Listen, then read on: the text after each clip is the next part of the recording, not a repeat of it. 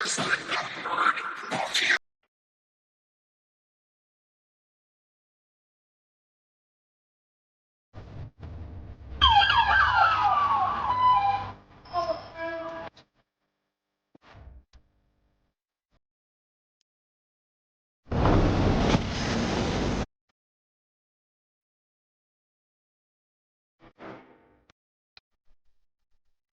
social media group known as the Nerdbird Mafia.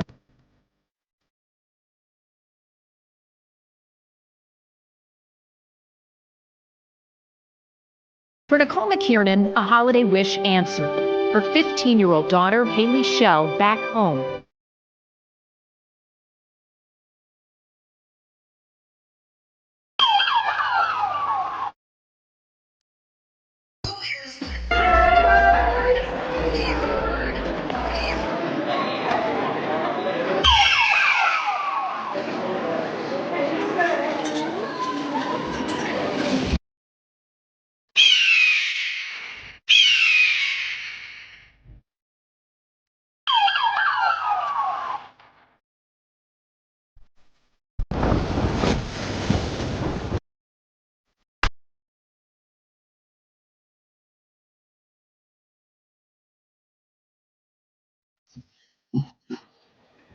We are back again.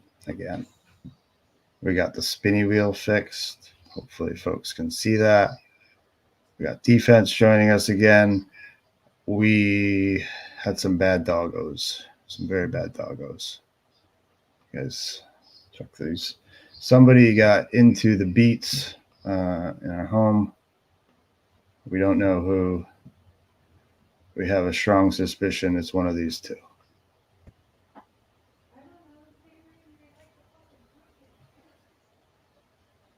There's red all over his paws. And then we have Lola, who has evidence also all over her legs and paws. They took the beat off the counter. It was an extremely large beat. And they took it up to the carpet. And Eva screamed like there was blood everywhere. We have some TikTok videos, but I wanted to start early to give Defense Diaries side. They are joining us as well from their side. Some background on one of the houses, Mountain Spring property, which they're going to hear a lot about, which sits adjacent to the Manaforts. And if you're thinking Paul Manafort, you're correct. It's that side of the family. So it's not Paul Manafort, but they're related to him. I think it's important because Michelle Troconis allegedly has photos inside of that home. They were friends. They sat right next door to each other. The Manaforts own Waste Management and are very wealthy as well, live right next to that affluent part of Farmington, which we spoke about. But before we get into that, I have some footage of that property. We've spoken about Olcott Way. There's a shady transaction there. We'll wait for Defense Diaries to get his opinion on if it was shady. First, some weather stuff going on around the world, around the U.S. We may get a little lull. It almost... Oh! There's your thunder, Snow Eva. That was lightning. It was lightning. We just had it. We just had it. There it is. That was it. I saw it. I saw it even with a light in my face. I heard it. Holy smoke. So Eve and I were talking the other day, these same storm systems that bring thunder and lightning here in Florida were headed up towards New England, up north. That was in Chicago, but she wasn't aware that blizzards also bring lightning and thunder. So there you go. This is 5:10 a.m. Well, we're in true crime, so section of Queens in the 101 precinct. Members from the 101 precinct received a 911 call of assault in progress, where basically a young female caller stated that her cousin is killing her family members. Two of our members from the 101 precinct, a 28-year veteran, a 16-year veteran, and a marked vehicle doing patrol, responded to the location. As they pull up to the driveway, as they get to the driveway, they see a male walking out. He's carrying luggage. Our officers asked the male a question or two, an encounter that lasted about 10 seconds, where the male draws a knife on our officers. He stabs one officer in the neck, chest area. He strikes the second officer in the head. Our 28-year veteran is able to draw his firearm. He's able to discharge his weapon to stop the assault, and he was able to stop the perpetrator. Our 2 officers were removed to a local hospital, Jamaica Hospital. Our perpetrator was removed to a local hospital, and he's since been pronounced dead on arrival. As responding units came to remove the officers and continue the investigation, they go to the location. At the location, there's a young child laying in front of the house, and that young child died of her injuries. They were not able to enter the home because there was a fire inside the living room, the foyer area. FDNY responded. They were able to put out the fire. Another person from the home was removed to a local area hospital who was in likely condition at this time. And once the fire was extinguished and we were able to get into the apartment, we found another 3 victims, all dead. We believe everyone who is dead, the family members, the 4 family members, were all because of stab wounds. World is getting darker.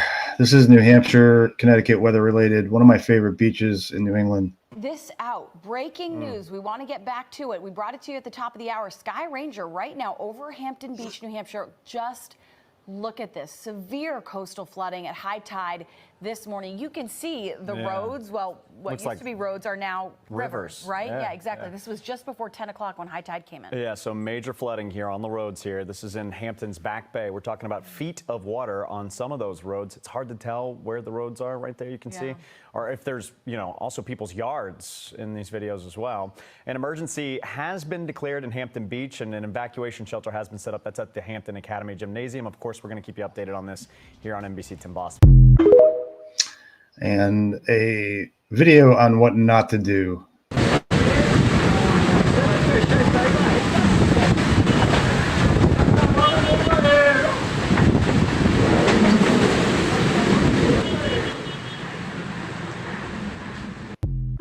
Definitely don't want to be around power lines and stuff like that during high winds and a tornado.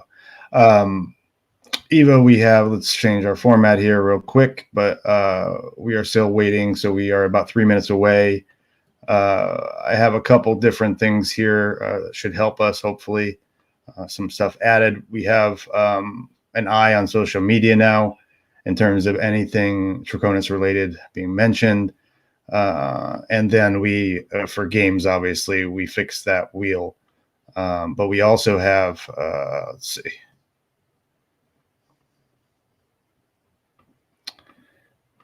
Main scene. All right. So we got the spinny wheel. Let's get rid of that. We have a poll. If folks want to try that out, I'm not sure if it's going to work, but you can vote with that command there, the exclamation vote no, vote yes command. If everyone can see that, we're going to try that out. We'll keep that poll here for the beginning of the trial, and then we'll look back at the end of the trial before the verdict and obviously do another poll there. Let's see what else we have. We have tic-tac-toe. I don't know if this is going to work, but this is going to show you how to in the chat. Exclamation LS game and then 1 through 9. So we got some stuff going on. What else do we got? We got the Nancy Grace wheel all fixed. Eva, you there? We got Defense Diaries joining us shortly. I'm here. All right. Let's see. I'm going to go back to our main scene here. Oh, Manafort's. Remind me to talk to Defense Diaries about this when he joins. This is Olcott Way. We've been talking about this in Twitter. Molinas, we're watching the Michelle Troconis trial, which resumes at 2 p.m. But it was in recess till 12:15. We joined the stream, and then they went into another recess. So we're going to watch the last session of today's trial, we believe. This is Olcott Way. Remind me later to come back to this. Drone photography too. And this sits adjacent to Mountain Spring Road, the property where police allege Fotis Dulos and Michelle Troconis cleaned up the murder scene, both the red Tacoma and then evidence and tossed it in Hartford. So we're going to get back to the main scene. Hopefully we get started soon here. Bob from Defense Diary should be joining us. We're going to spin the wheel. Eva, what do we decided on how we're going to manage that? What are we doing? Trivia? Super chat?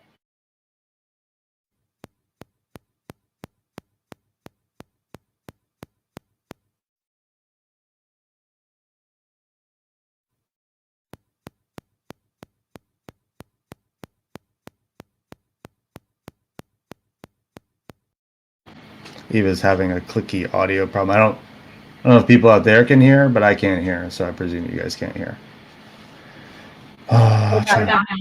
There we go. Yep, now we can hear you.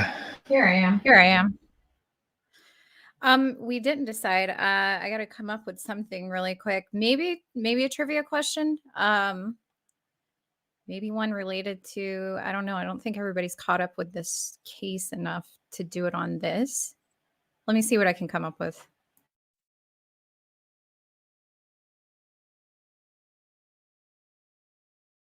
Pate, that's the poll there. It may take time. Oh, there you go. A poll is going for. Do you believe, Michelle? So there you go. You can see it in the chat there. You can vote with those commands there. Exclamation, the word vote, space. Yes. Why? Or no? Not just a Y. So you got to put in the exclamation with the vote command. Let me try with yes. Let's see what happens. There we go. So you can see my command there. I chose yes. You would just replace the Y here with a N for no. You can vote on that poll, and we will circle back to that at various points so people can vote on that. I want to spin the spinning wheel, but we got to wait for defense diaries. I want to know what's going on and why there was a delay. Oh, here we go. There's no audio yet. When there is, it'll kick in.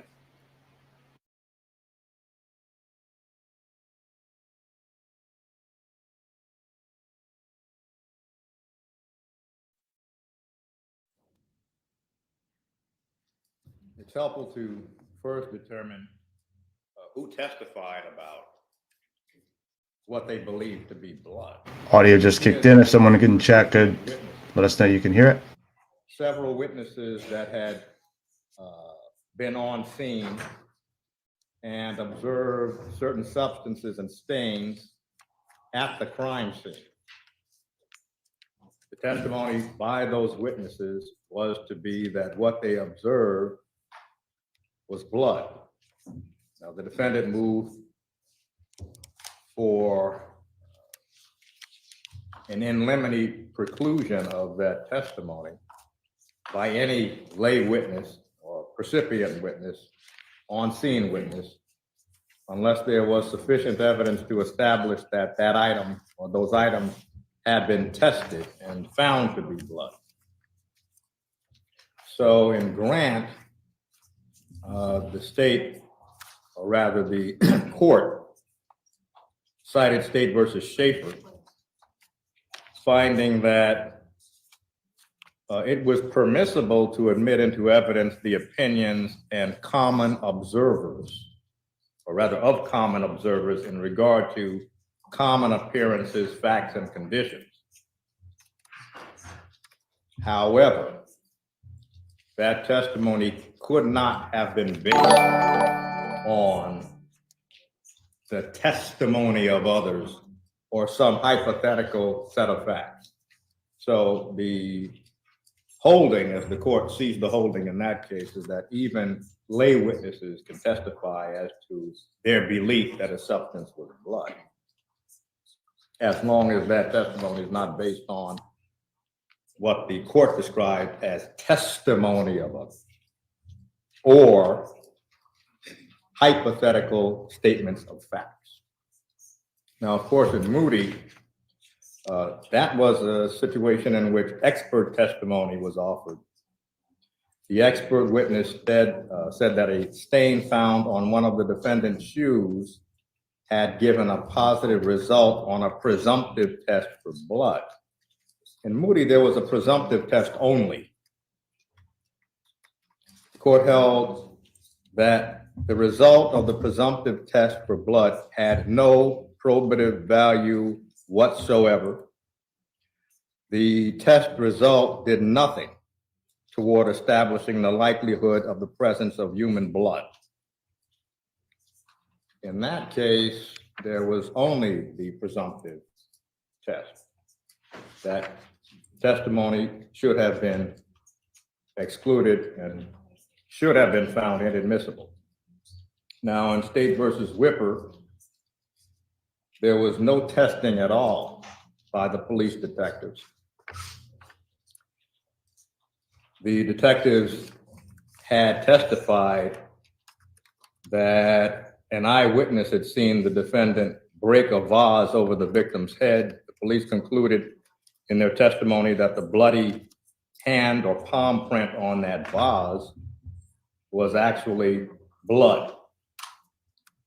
An expert then testified at the same trial, and he stated that the bloody palm print on the vase was the defendant's, but he said on cross-examination that the substance on the vase had reacted to certain chemical reagents consistently with the way blood would react, but there were other substances that would have the same reaction.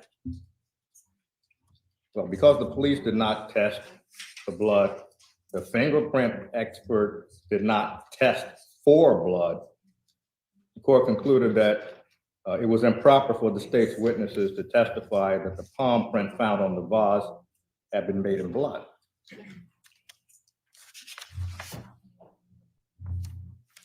In Grant, that was again a recipient witness testimony. They observed what they believed to be blood and described as a trail of blood. This is another case in which you have lay people testifying about what they believe to be the substance.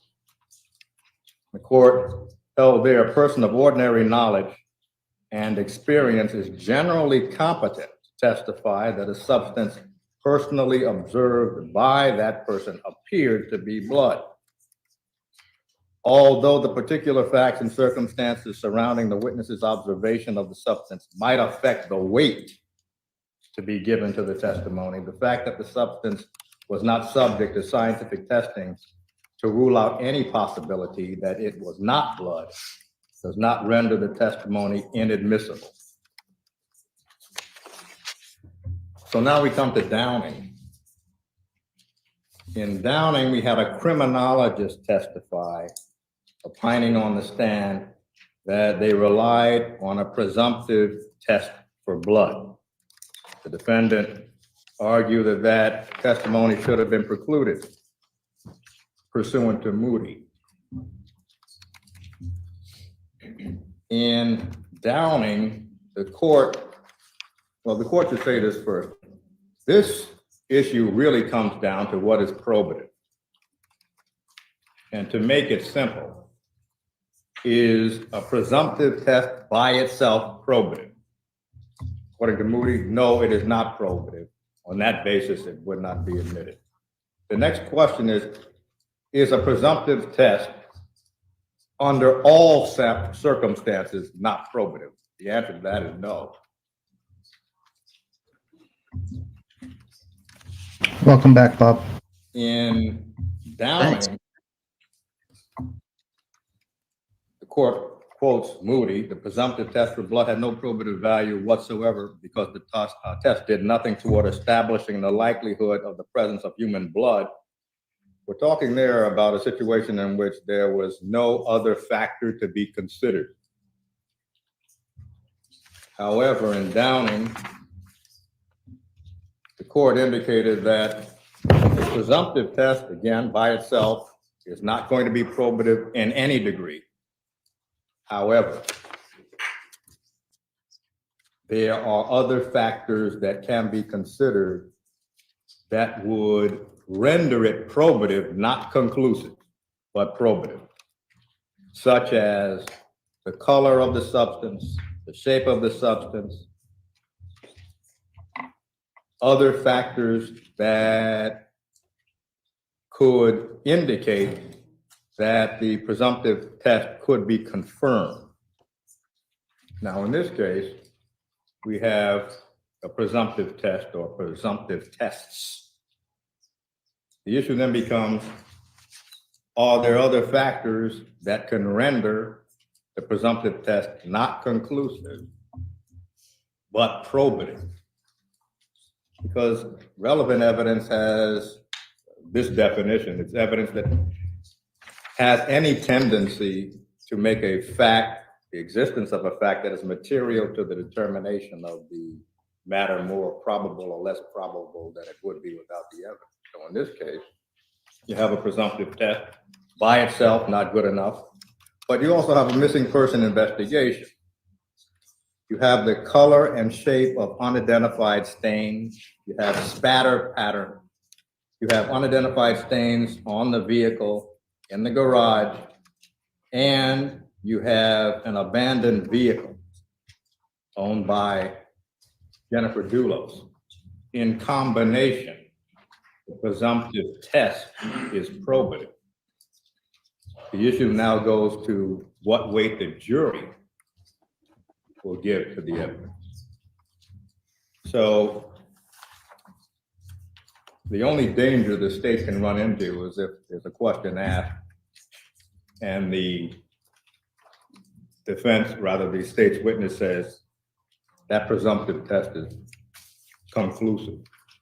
And remember, the court can also ask questions.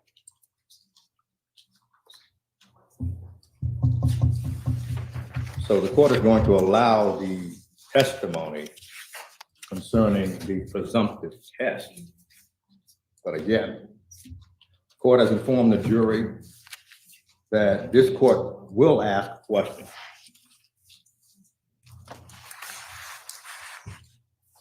Just for the record, I would note that in Downing, the expert evidence showed that some of the splatter had already been tested and confirmed at the lab to be blood, not just that it looked like blood, and that's why it was allowed. But the court, I would ask the court to address the second part of my argument, that its probative value is completely outweighed by its prejudice, especially in light of the fact there is no confirmatory tests, and that when it is tested, it is not blood. So to let it in is the equivalent of allowing, as I indicated, that rust that the jury can infer that that was blood. So I ask the court to at least address the other part of my argument. Well, the issue again is not prejudice, but unfair prejudice. The state wish to be heard. Your Honor, with respect to the fact that a test is all evidence is going to be prejudicial, to rise to the level of unfair prejudice at this point, I don't think evidence of a presumptive test when the witness is going to testify that it is presumptive in its very nature is also subject to a very competent counsel who can cross-examine him about the adequacy of that test and about the fact that a lot of this evidence did make it along the chain and go to the lab, and what they did there, whether they tested it or not. I'm not going to even address any of that today. I believe Attorney McGinnis will deal with that next week. But with respect to the prejudicial value, I don't think it rises to unfair prejudice, and counsel can cross-examine, and that will go before the jury. Well, again, the only danger the court sees for the state is that the state's own witness says it's conclusive. I understand that, Your Honor. As far as unfair prejudice is concerned, the court does not see that the prejudice is so substantial. Oh, I was muted the whole time. I'm wagging my finger at all the people that are voting guilty without seeing the evidence first. Shame, shame. Wow. Testimony concerning the. We said we take a poll before the verdict, so we'll. Straw poll. Here comes the jury, guys. Bring the jury. Good point, though, Bob. We haven't seen the evidence yet. Yeah, I'm big on evidence. It's like, it's like I'm always bitching about it because people have a tendency. We read the PCAs, it sounds strong, but it hasn't been tested at trial. I mean, you gotta, like, this is a state's theory of a case. You got to go to a trial. You got to have cross-examination. You got to see if the witnesses are, legit. You got to see if the evidence is legit. And then if it is, there you go. Yeah. So did you guys get what was going on there? So basically he ruled that they're going to allow the photographs in, but it goes to weight. Okay. The weight of the evidence, meaning that he's going to instruct the jury that you can give it the proper weight that you think that it has. If you think it's not that valuable in your minds, then give it that weight. So it was predictable.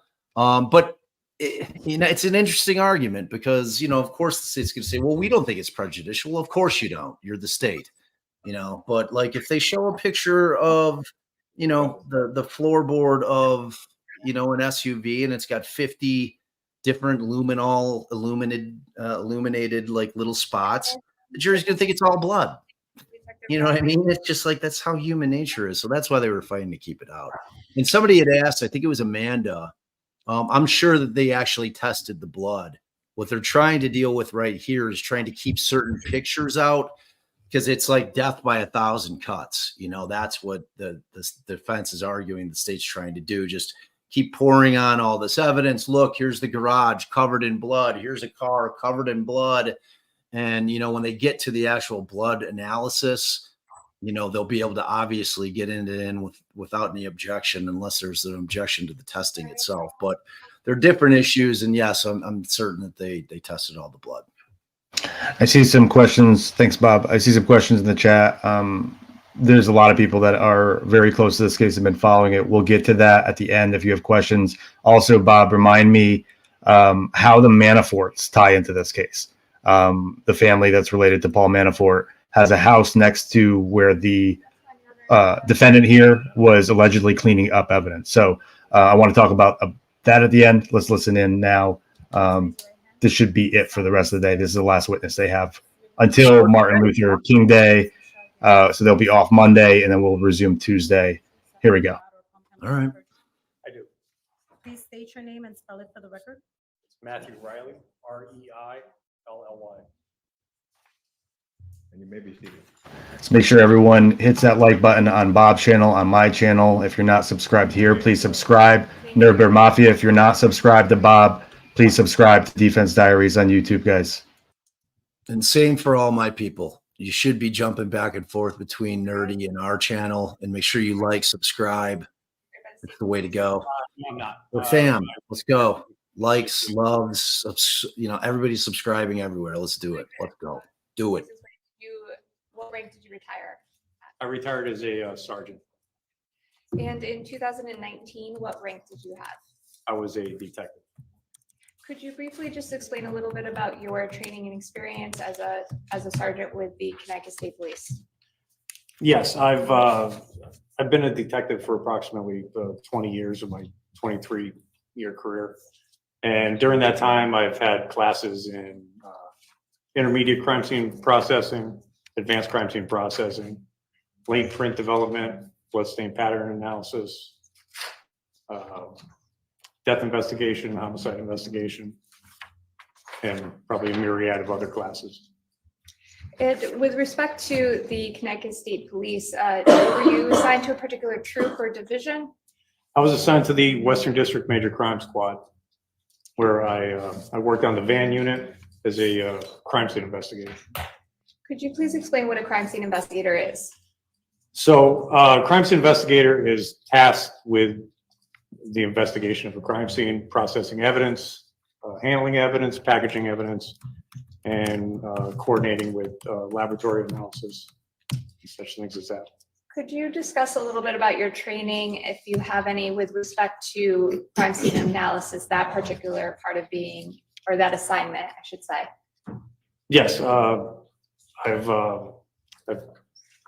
attended intermediate crime scene processing courses, advanced crime scene processing courses, law enforcement photography, bloodstain pattern analysis, different trainings on the investigation of not only homicide scenes, but scenes of sexual assault, and classes on medical legal death investigation. And how long were you assigned to the van? Approximately 14 years. In 2019, who was assigned to the van with you?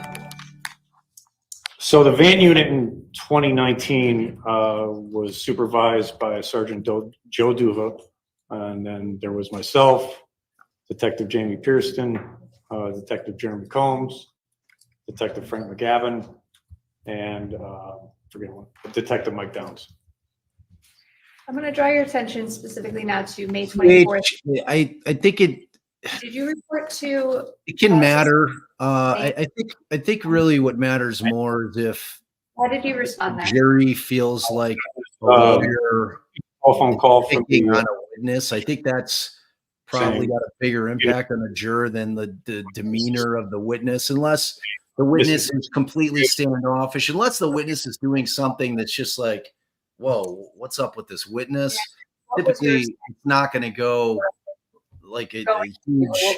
It's not going to favor or hurt the witness. they were specifically in terms of what I demeanor. understood at the But time, if you get a witness that's incredibly likable, like in the Murdoch thing, like the lawyer dude, everybody loved lawyer dude. so I Forget what his responded. name- Tinsley, everyone loved him. Grabbed the truck and drove down to 69 Wells in New Canaan.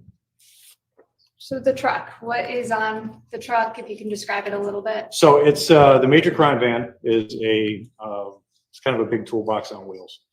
So it's a small body or kind of a medium duty truck with a cargo body on the back that contains all of our equipment, all of our supplies, additional lighting. This guy clearly had a beanie on before he came into court. I mean, his hair's a mess, dude. Let's go. Comb your shit, bro. Wells, I should say. Even just brush it to the side or something. I mean, come on, man.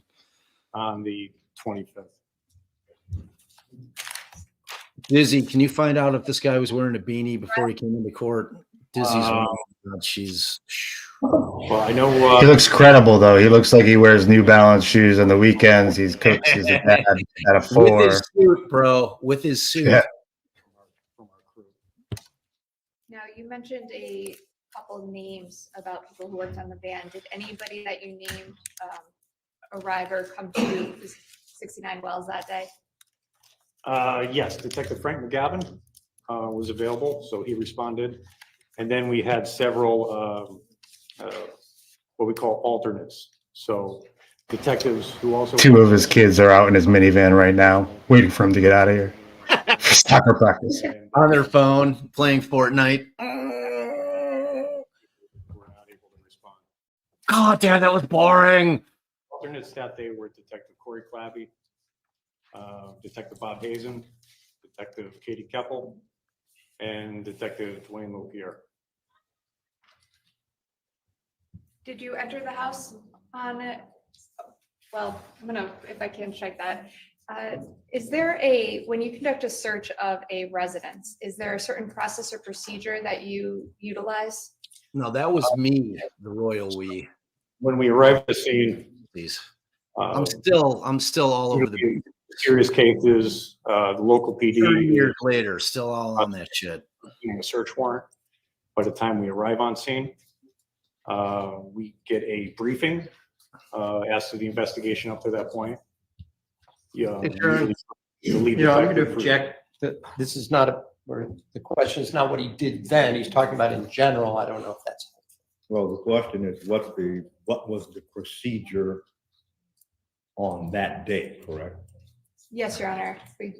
I would request The that. response was generally, this is what we do. That's non-responsive. So this objection is. I'll rephrase. I will rephrase. Thank you, Your Honor. Sir, with respect to May 24th, 2009, actually it would be May 25th, 2000. Schoenberg finally got one. Did you have a specific procedure in place with the other officers on the van in conducting a search of 69 Wells? We should keep a tally. At approximately 2 o'clock in the morning, Hey, was obtaining I a just search forced my my 17-year-old to watch Office Space 3 warrant. nights ago because it's awesome.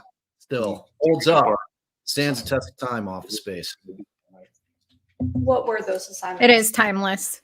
So good. Frank McGavin, he was assigned to take notes at the scene and prepare a scene report. Basically, it's observations. Order in my core, I said, order. Yes, Your Honor. Collection, so I was the evidence officer. It was my responsibility to identify, collect, package, and label all the evidence. We had a primary photographer. We also run a backup photographer. We have a videographer. And then we had somebody prepare a sketch map. Who was your primary photographer That would be Detective Katie Keppel, and the backup photographer? Detective Bob Hazen. And is there a particular order that those assignments are? Kimball is the officer that wrote these warrants as well. 25th, 2019 processing. That night, we started out with video recording, overall video recording of the scene. Then we'll start right back overall. CH didn't notice his hair as the lazy eye superseded it. So does he have a drifting eye? Let the walk through, kind of see what we have, identify any kind of fragile or transient evidence. Corrective lenses. Again, I'm going to object. It sounds like he's not talking about PC load letter. Oh yeah. The objection essentially is non-responsive. I think he does have a little lazy eye. So the left eye, so that would be to me his right eye looking at it. It's a Routine. floater. What happened that day? Sustained. Detective Riley, did you participate in the walkthrough of 69 Wells? Yes, I did. How did you enter the house? I entered through the garage. You missed it all, little gambler. You missed it all. And access the front door because the garage appeared to have a great deal of evidence in it. We didn't want to get it trampled. So I opened the front door, let Detective McGavin and Detective Keppel in. We conducted a quick walkthrough. And if I can, what is the purpose of that walkthrough? We were looking for kind of the layout of the house, the situation, getting a feel for what we had. We were looking for any kind of transit evidence, fragile evidence, and we would start to develop a plan on how we would basically tackle this problem. And after the walkthrough, what was the next step in processing the scene? The next step in processing the scene is Corey Clabby started his video recording. Were you a part of that? No, I was not. And after the video recording? After that, the photographers went through, primary and backup. Were you a part of the primary or backup photography? No. While the videography or the primary and backup photographers are in the house, what were you doing? While they were in the house, I was swabbing the points of entry door handles for latent DNA. I just want to clarify and ask you about the word swabbing. What exactly do you mean by swabbing? A swab is just a long-handled Q-tip. It's containing sterile packaging, and we use it for the collection of evidence. Where do you get the swabs from? Forensic supply house. And how are they preserved, or are they preserved? I should ask you. The swabs are contained in, they're individually packaged in sterile wrappers. When we use them, we collect evidence and then we place them inside of a short box that we seal and put inside of a larger envelope for labeling.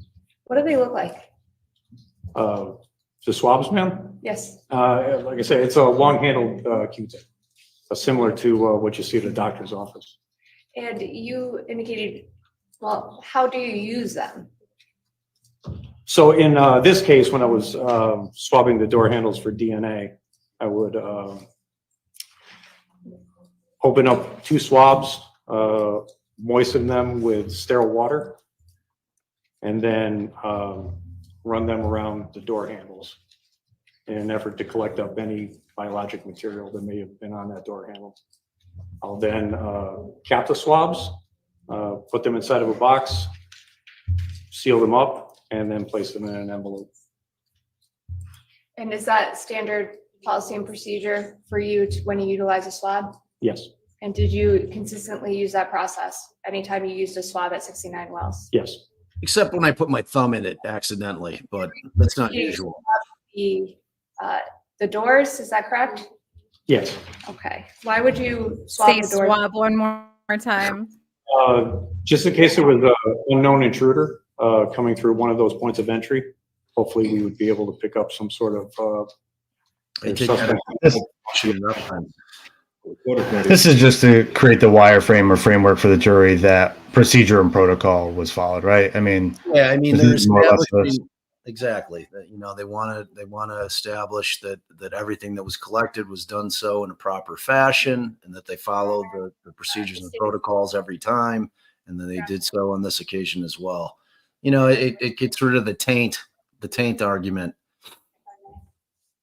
Someone on Twitter mentioned no mention of Michelle Troconis so far. We're on day 2. This is all related. Everything we're seeing right now, and folks looking for a summary can go back. There's a playlist here which will give you a good background. But no mention of Michelle. This is all Photos Doulos that is accused of lying in wait. Again, Defense Diaries laid out why Michelle Troconis is sitting in this hot seat today, but we have heard no mention of her thus far. And imagine, and yesterday, kind of the big stink was the fact that I guess opening statements or opening, any kind of opening remarks are not favored in Connecticut. Imagine if you're the jury and you're not nerdy, meaning you don't know every fact about this case. Imagine you know nothing about this case and you're sitting in a jury box. We're now into the second day of trial, and you really have no idea what the hell is going on, other than we know that Jennifer's gone missing, right? Like that is the only thing that's kind of come out, that Jennifer Doulos was reported missing, correct? Is that accurate? Yes. And beyond that, we know nothing. Well, we know police got evidence. They got a altered license plate out of Hartford, Albany Avenue gutters. They got bloodied bra from Jennifer Doulos, presumably we're going to hear about. And Michelle Troconis was a part of all of that, right? She was in the Raptor while Photos Doulos was getting in and out, caught on camera, doing that. Police and state police were quick enough to see that on camera in Hartford, an hour and 20 minutes away from the scene, and collect at Defense Diaries. So they do have some evidence, physical evidence. See, but the problem is without an opening statement, that has no context for the jury. You know, that it's such a weird thing. Like I've just never heard of it. It's bizarre. But wouldn't what their their reasoning, their rationale was in Connecticut? So you know what? We don't want them to start off, if the defense gives a more powerful opening, swayed one way or another. I mean, it's the only thing I could think of why they don't allow them. Some people learn differently, right? If you walk in your parents' home and they tell you Santa Claus is real, versus you getting the facts and then someone at the end saying, is it possible Santa is real? That's different. So you could argue that opening statements here plus 6 weeks, you'd sort of maybe forget, and it'd be more important at the end. Obviously, it's different, but I kind of like this. Here's the facts, here's the police officer's statements, and then we'll obviously hear what they typically say during our opening statements, closing statements, right? Yeah, I mean they'll tell their story then. They're going to build the story through the evidence, which which is that's what you want. Like that's what matters in a trial, right? Stories don't mean shit. Evidence is what matters. So from that sense, yeah, it's just unusual. But there's a lot of debates between attorneys in terms of when jurors make up their minds on cases, and there's plenty of attorneys out there that believe that opening a powerful opening statement can end the case. That it becomes almost insurmountable for the defense or the state to overcome. So, I mean, this gets rid of that issue. That's for certain. It's also important to know background on this case. It's been a long time. The lead prosecutor here in Stamford was outed for corruption or alleged corruption. This may be a new team, new prosecution team. I certainly know it's a new head of the state here. So, I don't know. Someone asked if there's going to be closing remarks. For sure. That I know because I've watched Norm Pattis in Connecticut give closing arguments. If there's no closing argument, my head will explode. I'll be like, what? What is happening? Yeah, there's got to be closing. Michelle's attorney's like, Michelle, we're running out of funds here. we got some options. We can get rid of the closing, the opening. What do you want?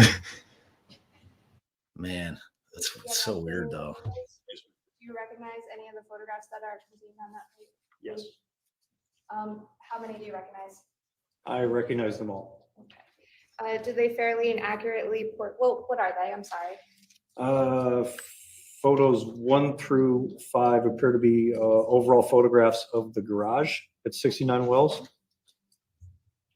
Photograph 6 is the photograph of the doorknob of the door in between the garage and the mudroom at 69 Wells. And photos 7, 8, and 9 are photographs of the doorknob after removal and during processing. And do those photographs all fairly and accurately portray those items that you described? Yes. And that's with respect to what they look like on May 25th, 2019. Yes. Okay. State would offer that file, which I believe, if I can, is dates 9, file 2, labeled garage pictures. No objection. So states 9, file 2, admitted as full.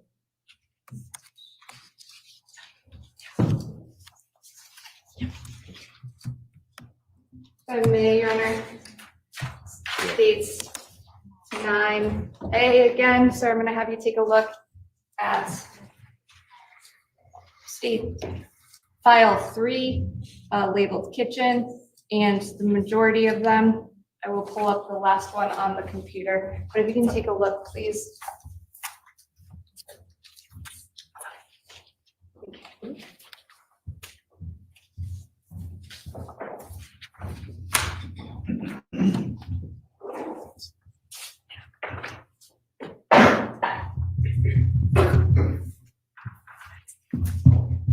Did you have an opportunity to look at that? Yes. Thank you. I would also direct your attention to the screen right in front of you. Do you see that screen in front of you? Yes. So just for the record, Your Honor, there is there is a screen. What a in front of crew. What a Riley crew. that Wow. showing him the screen on the back of Detective Riley that is portrayed towards the jury is off. Sir, do you recognize what Father looks a little bit like Joe Biden, no? okay, both the screen in front of you as well as the Yeah, a little bit. Do you recognize those photographs? I do. Could you pull up photograph 17? I know they're small. Can you? Thank you. Attorney Moran is assisting, Your Honor. Thank you. I said yesterday that Schoenhorn reminds me of a car salesman that does law on the side. This is his side gig. It's just it's just his side job. Yeah, a side hustle. Yeah, I do a little bit of lawyering as a side hustle. You know, it's all right. That's 1 through 4. Don't forget, another Connecticut attorney is actually charged in this case. Kent Malhenny was an attorney until he was charged with, yeah. I mean, Michelle's accomplice with Photos Doulos is Ken Malhenny, an attorney in Connecticut, who was also the jack of all trades. He did a little real estate, some crime. You need a word drawn up. Yeah. Yeah. Or I object or not object. I haven't even finished asking him if it is a fair and accurate representation of what he interprets it to be, Your Honor. I would ask to finish that before. The court will permit voir dire after counsel lays the foundation. Thank you. You can continue, sir. And photos 7 through 15 were taken during processing of the kitchen. Photo 16, an item of evidence that we seized from master bath. And So finally, some markers on the evidence that we saw in that initial walkthrough yesterday. Do you recognize all the items on that piece of paper? Yes. As well as the screen in front of you? Yes. Do they fairly and accurately portray what you explain them to be on May 25th, 2019? Yes. State would offer it at this time, Your Honor. Brief voir dire. Yes. Mr. Riley, I just want to be clear as we go through these. And let's start with the image you see on the screen, which on the sheet is marked as 18-352. that's on the screen. When you were at the scene, is this precisely how it appeared that you yourself saw?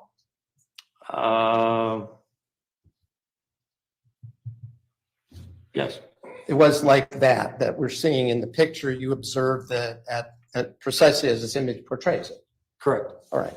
And if you look at the other images, 1 through 17, when you were in the house doing your job of collecting evidence, did everything that you observed appear precisely as is shown in these images, these specific images?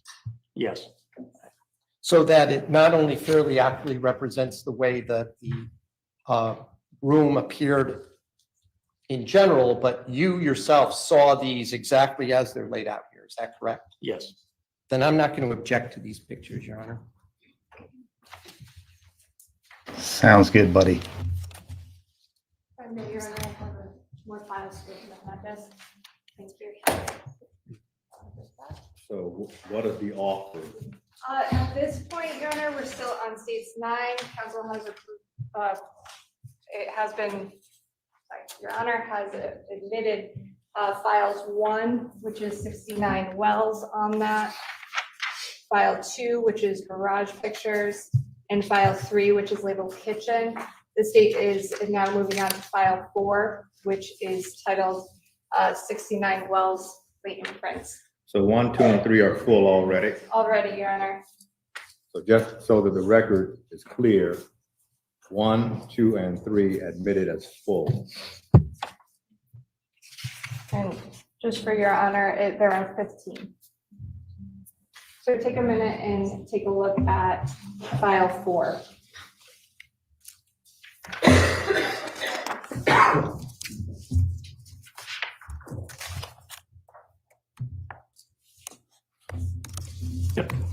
Do you recognize the items depicted in those photographs? Yes. What are they? They're photographs of latent prints that we developed and seized at the scene. What day did you seize those or develop those latent prints? We fingerprinted the house on the 27th, so on Monday. On the 27th. So those photographs that you see in front of you fairly and accurately portray the prints you photographed or developed, I should say, on 5/27. Yes. State would offer.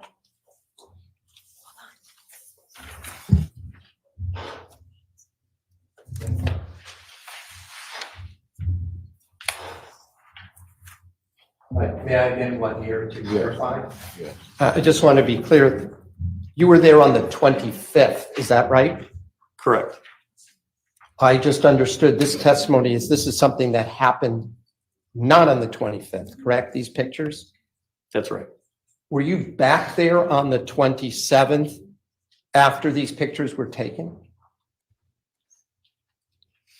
I was there on the 27th while those pictures were taken. Oh, while they were being taken. So Yes. you're there on 2 different days. Yes. And do these images that are in folder 4, the 1, 2, 3, 4, 5, 6 images, do they represent the way that the particular parts of that house appeared as you were there?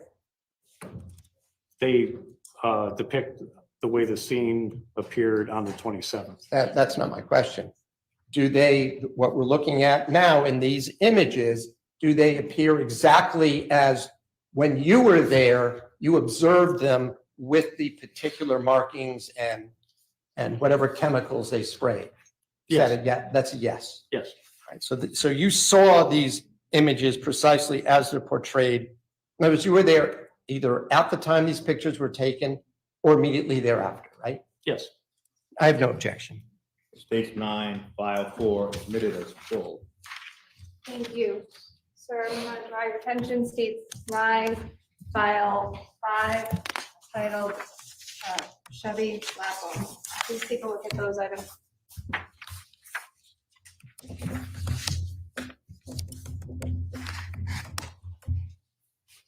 Now, sir, with respect to items labeled 2 through 6, do you recognize what is depicted in those photographs? Yes, I do. What is depicted in those photographs? So that is the Chevy Suburban that was found on Lapham Road, as it appeared on the morning of the 25th. Do those photographs fairly and accurately portray what that vehicle looked like on that morning on May 25th, 2019? As I found it, yes. With the state would offer those, Your Honor, the first item has already been admitted by a previous witness. And I'm not objecting to that one either. If I may just follow up the same question.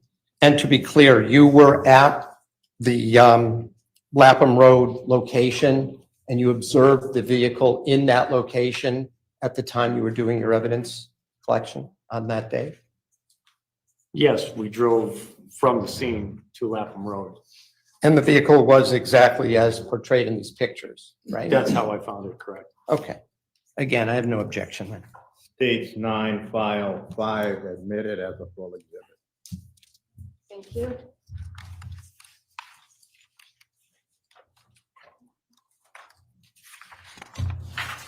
Slapham Road here that you're looking at on the screen. Garage A. Sir, I'm going to ask you to take a look at the photograph and depicted on the page. And then if you can, there are two. There is a photograph being pulled up on your screen. For the record, the video screen behind the witness is off. The video screen in front of him is on. With respect to pictures 12 and 13, they are side by side on your screen in front of you. If you could take a look at all those photographs, please.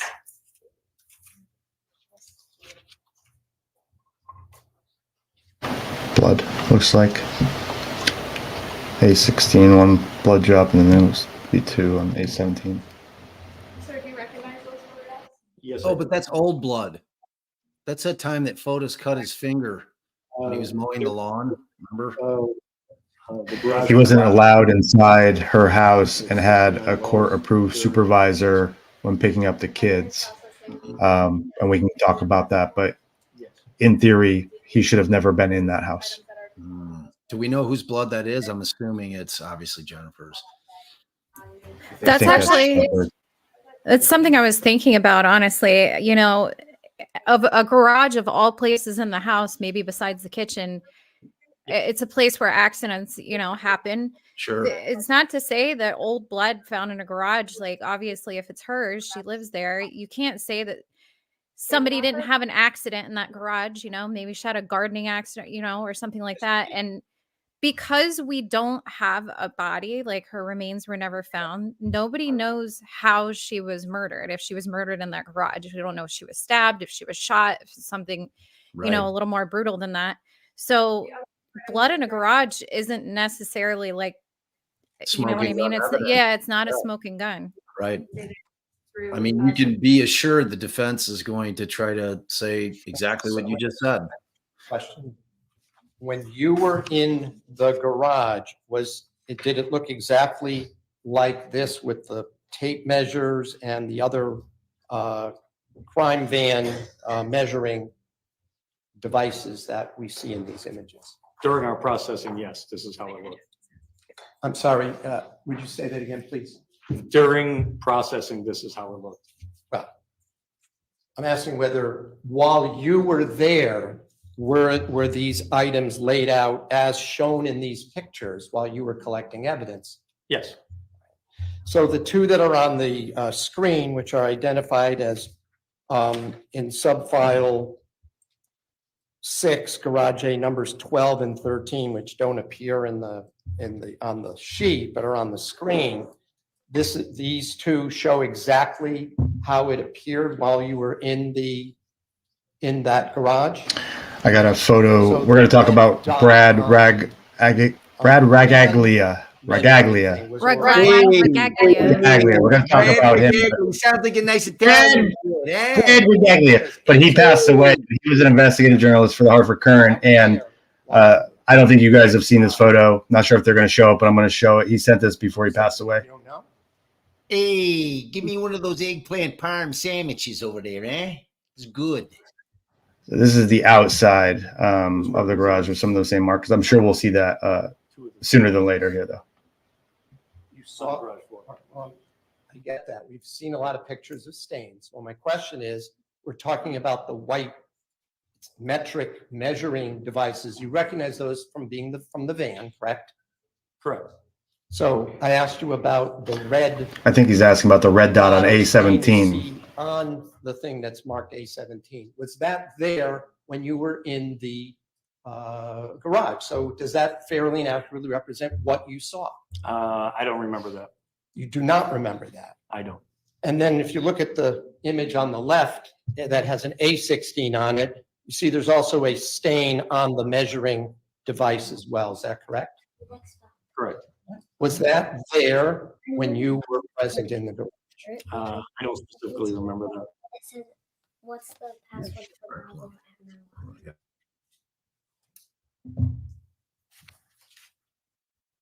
We just have a moment. Just thinking of unmuting him while he was giving out the password, but that'd be too evil. For the Xbox, which I cannot remember. Images Zero of chance of remembering 12 that. and 13. I object. I don't believe this witness can categorize. I see a lot of people saying she hadn't lived there very long. I believe you said she was there, what is it, just under 2 years? Equivocating is over is Yeah, they split up, and New Canyon's where she went to, so I'll defer to T. But I believe it was quite some bit. There was, like I said yesterday, the day before, there was interim houses, but that is used to delineate what I guess is the measurement system. I'm going to object to her describing the exhibit that's not yet in evidence. Don't have a right to argue this in a minute. Well, the jury cannot see what this is. That's correct. There may be questions that the court has that will be. we talked briefly about the knife, and if we discover any more during trial. So there is allegedly a knife used in this crime, defense and Eva, and discarded in Hartford along with other evidence, partial evidence that we presume police collected. But I guess some homeless man on drugs found the knife, and we never really learned the end result of that. Police say they never found it. We may learn differently at the trial. T, do you have the approximate time Jennifer lived at 69 Wells Lane in New Canaan? Early afternoon recess. And reconvene at 3:15. You got to be kidding me. Well, it's only a 15-minute recess, so we could stay on and chit-chat, I guess. I mean, it's the shortest recess of the day. If everyone wants to do that. If you don't, I'm really just here to watch the trial, guys. You guys let me know what you want to do. But I want to learn from T real quick how long Jennifer Dulos was in that New Canaan house. And that will also be in our timeline. I'm really bad at that, actually. I should go to my own website. So if folks tuning in from the Defense Diary side, it's nerdbird.media. It's no .com. It's just .media. T has put together, along with some other people, a timeline for this case. I'm actually going to do better with referring to that. I'm hoping that we get a time today before recess on how long she was there, but we should. She originally rented a house on New Canaan that she rented intending to move with Fotis, but that was early on when she moved out. I said yesterday I thought it was at least 2 years, 2 to 3 years, right, Eva? I'm trying to find out how many years, how many months, how long she was at that New Canaan address, T, or anyone else. Amanda, the volume of blood that was found in the garage in the Red Tacoma and elsewhere on evidence made the medical examiner determine that she's dead and murdered. They never said how. It's implied if a knife was used that it's a stabbing, but we don't know that for sure. Also, we know there were zip ties used in this crime. We don't know how they were used. Eva made a good point yesterday. We spoke a little about that because Fotis, in his suicide letter to his last breath, swore that he didn't kill her. And we said that could be true, right, for a polygraph purpose. If he assaulted her in that garage, tied her up, and transported her to someone that did the dirty deed themselves. So we don't know. We don't know. We just know that based on the amount of blood loss, that a medical examiner said it's likely that she was dead. And that was back 3 years ago, as Defense Diaries alluded to, and we did as well yesterday in our stream. A probate judge has decreed her as deceased, and that'll make sense both in this case, right? The defense can't argue she's not dead, but also civil matters. There's a number of civil matters that are pending from the Farber estate against the Four Group and et cetera, against Doulos, back and forth. So I presume that will make a difference in those proceedings as well. She filed for divorce in 2017, lived in the house for a year. She disappeared May 2000. So she lived in that house for about a year. Thank you, T. So she filed, I'm going to put this up on the screen. That's more clarity than yesterday, and my timeline on that was off.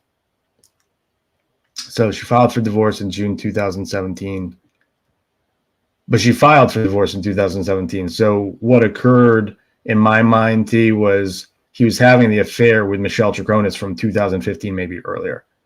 If we could have clarity around that too today, that would be great.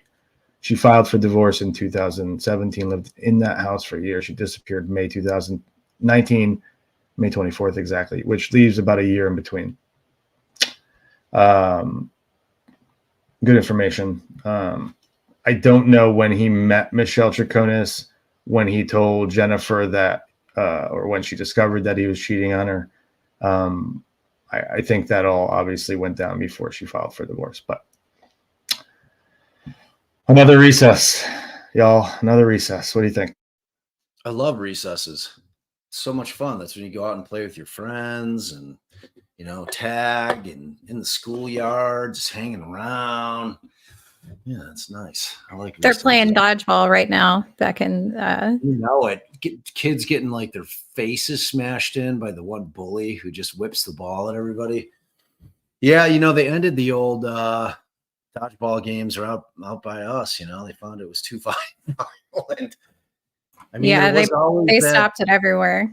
Yeah, there was always that one psycho that could really whip the ball and just pick on all the kids. I made a little intermission graphic here. I don't know if you're appreciating that. I'm learning OBS today. Yeah, so there's like a little intermission screen now, and I'm in making big boy moves, Bob. T is sending me some documents, so we'll have further clarity around that. We're gonna spin the wheel. Let's spin the wheel while we're on recess, and I'm gonna maybe take a big break. Oh, fortune! Honestly, recess was the best part of court. You could have your cigarette break, Bob, in between. We love these types of judges, especially when we're waiting with no lawyer, because you know you're going to be last at the end of that docket file. No doubt.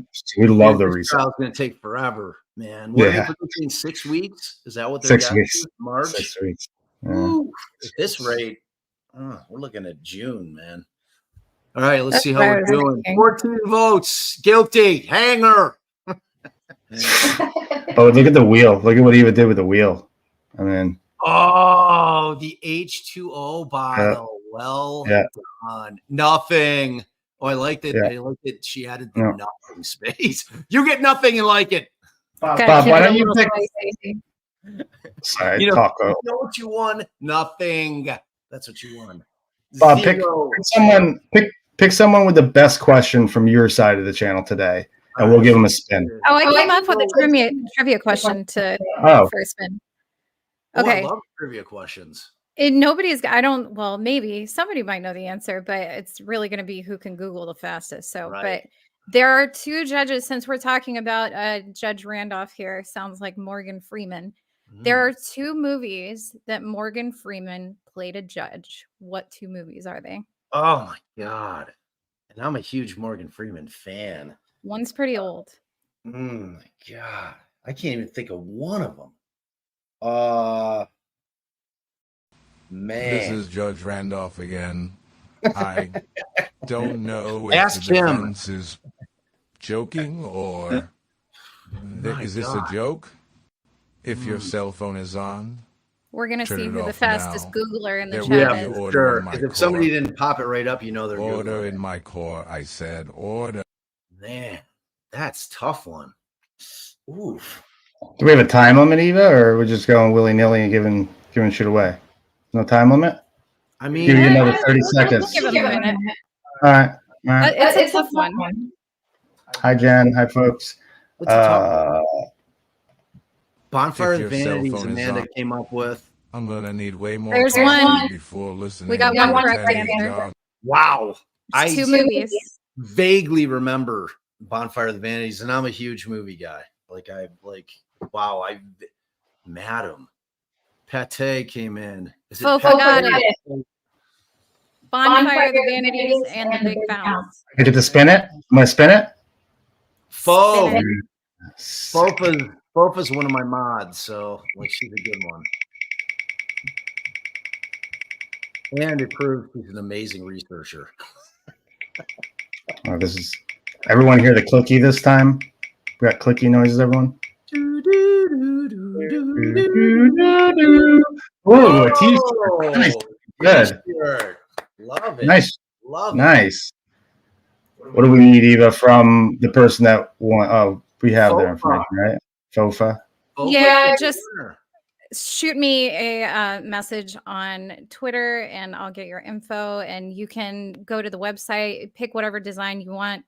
I'm adding more stuff up there. We actually have a new design. Well, I guess we can't give that one away because we put a space on there. The red space says new design, but pick anything you want off the website and we'll put it on a t-shirt.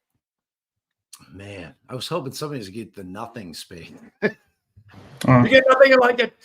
Yeah, it's a good space. I'm gonna give Bob a spin. I mean, you were gracious enough to join us today and give us real lawyer on my channel. If my mom sees this, she's gonna be freaking out at home. So proud.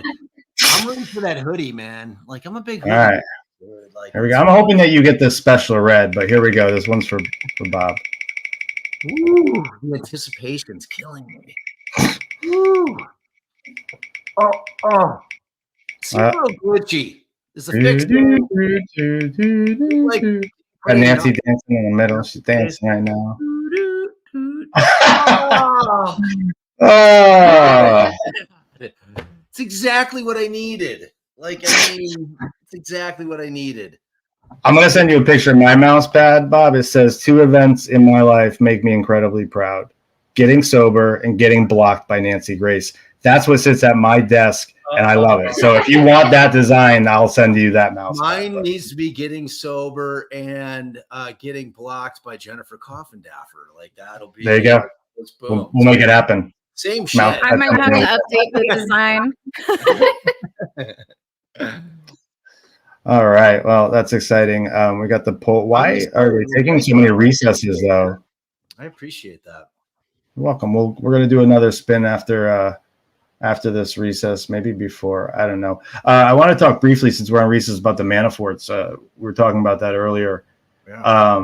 They sit across adjacent to Mountain Spring Road, which is where police allege Fotis was driving back and forth. His employee goes to that property, says, "Where the hell's my truck?"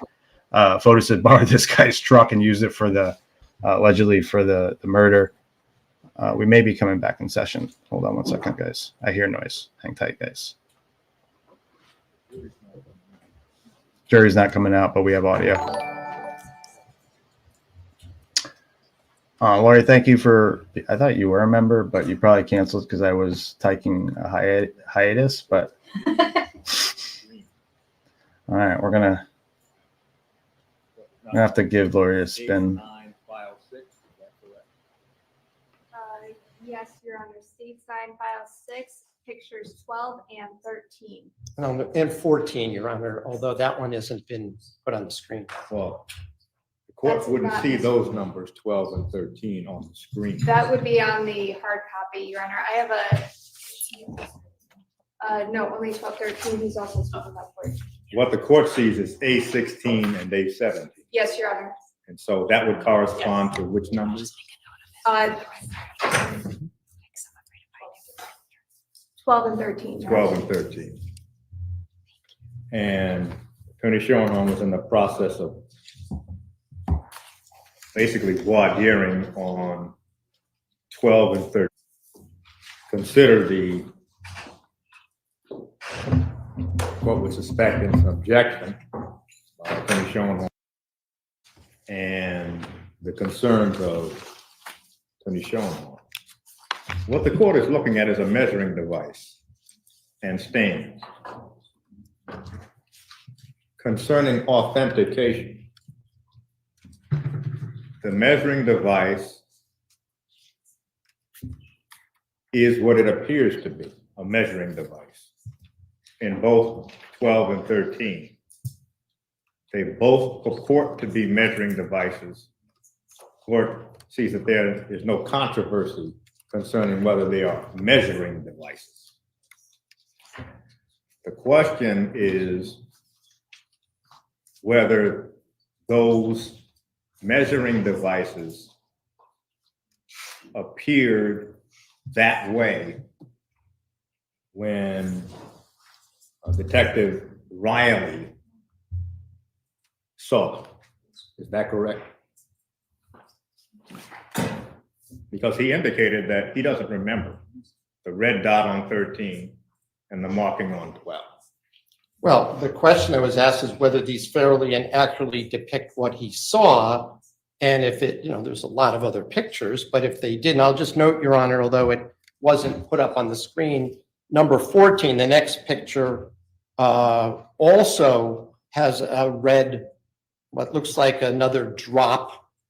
And why this is important, Your Honor, is because if some of these small drops are blood-like, what's on the measuring device also looks the same. It's the same color, may also be blood-like. So the suggestion that there is more than what was actually there, that's the problem with the way the question was asked. This goes in, suggests there's more. Maybe that's blood. Maybe they dropped it on there while they were collecting it, but this witness is not the one to testify about it. That's why it's important to the defense. And I notice there seems to be another similar marking on picture 14, the next one. I don't know if Your Honor just wants me to, instead of. We'll take the representation that there's another. Bodie boy. But the question to this witness is. Aw. Quarter of the question. Sweet guy. Is this how? He's bored right now. Where's my guy? My guy is dying to go out. No, he's like half. I do not remember. Being husky, so dude loves the snow. Getting shit done, kids. A lot of snow. Bodie boy. So this clarifies for everyone. This is I believe from the family divorce side. In March 2017, I discovered my husband's extramarital relationship with Miss Ariza. We discussed separating. I suggested that the children and I still move to my mother's house in Pound Ridge, New York. That's where Mallard Lake is. So the children would be close to their school in New Canaan. So March 2017 is when she says that she found out. Although, hoping that's Michelle Draconis's maiden name. I don't know. Former Detective Riley. It's not Draconis. So was this in the divorce pleading? They had a very, very contentious divorce in Connecticut. Jennifer Bulos. Yeah. Did they? So they lived a pretty good distance apart, though, right? Hour and 20 minutes. Yeah, because it's like in Illinois, we've got if you want to move your kids more than it used to be 25 miles. Now I think they extended it to 50 miles away from the other parent. You have to file what they call a removal petition in order to get that far away. I'm curious as to whether or not that was. I don't know what the family law situation is out in Connecticut, though. Every state has different laws, It's similar here in Florida. I think it's 50 miles here too. If you want to move the kids outside of that, you have to file extra paperwork. Yeah. Get on a measuring device. Whereas the stains on the garage floor. So did he? I can't remember. Did he have a bow tie on yesterday? Is he one of the guys that just that's his thing? Always. He did. He had a very spiffy bow tie on yesterday too. Yeah, I know a couple of bow tie lawyers, and it's every day. It's not like a hit or miss. It's every day the bow tie. It's like their shtick. I love it. I feel like the bow tie should make a comeback, but I really like it. He got his beard going with it. It's perfect. I agree. regarding the testimony regarding whether the reagent or presumptive, the reason for this witness's actions.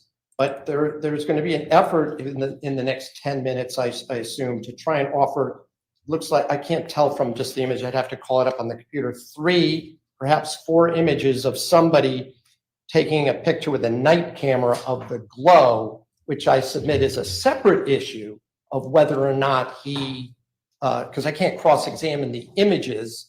So this is Trichonis. Must be a different name, but because Fotis had tried moving her in and her daughter into the marital home. He was wearing, I don't know, special. And it's up on the screen. Y'all can read it there. Take the swab at the time, because the pictures are more prejudicial, in my view, unfairly prejudicial than the testimony that he did it because of the presumptive test using either the inositol or the KM. If I can just direct counsel to the screen, are these the ones? If I can. That last statement, 5, is ominous. I'm afraid my husband. I know that filing for divorce and filing this motion will enrage him. I know he will retaliate by trying to harm me in some way. He has the attitude that he must always win at all costs. He is dangerous and ruthless when he believes that he's been wronged. Yeah, I mean, to have her file that and for him to still do the shit that he did, like, she knew. She knew. This photograph is just labeled 14.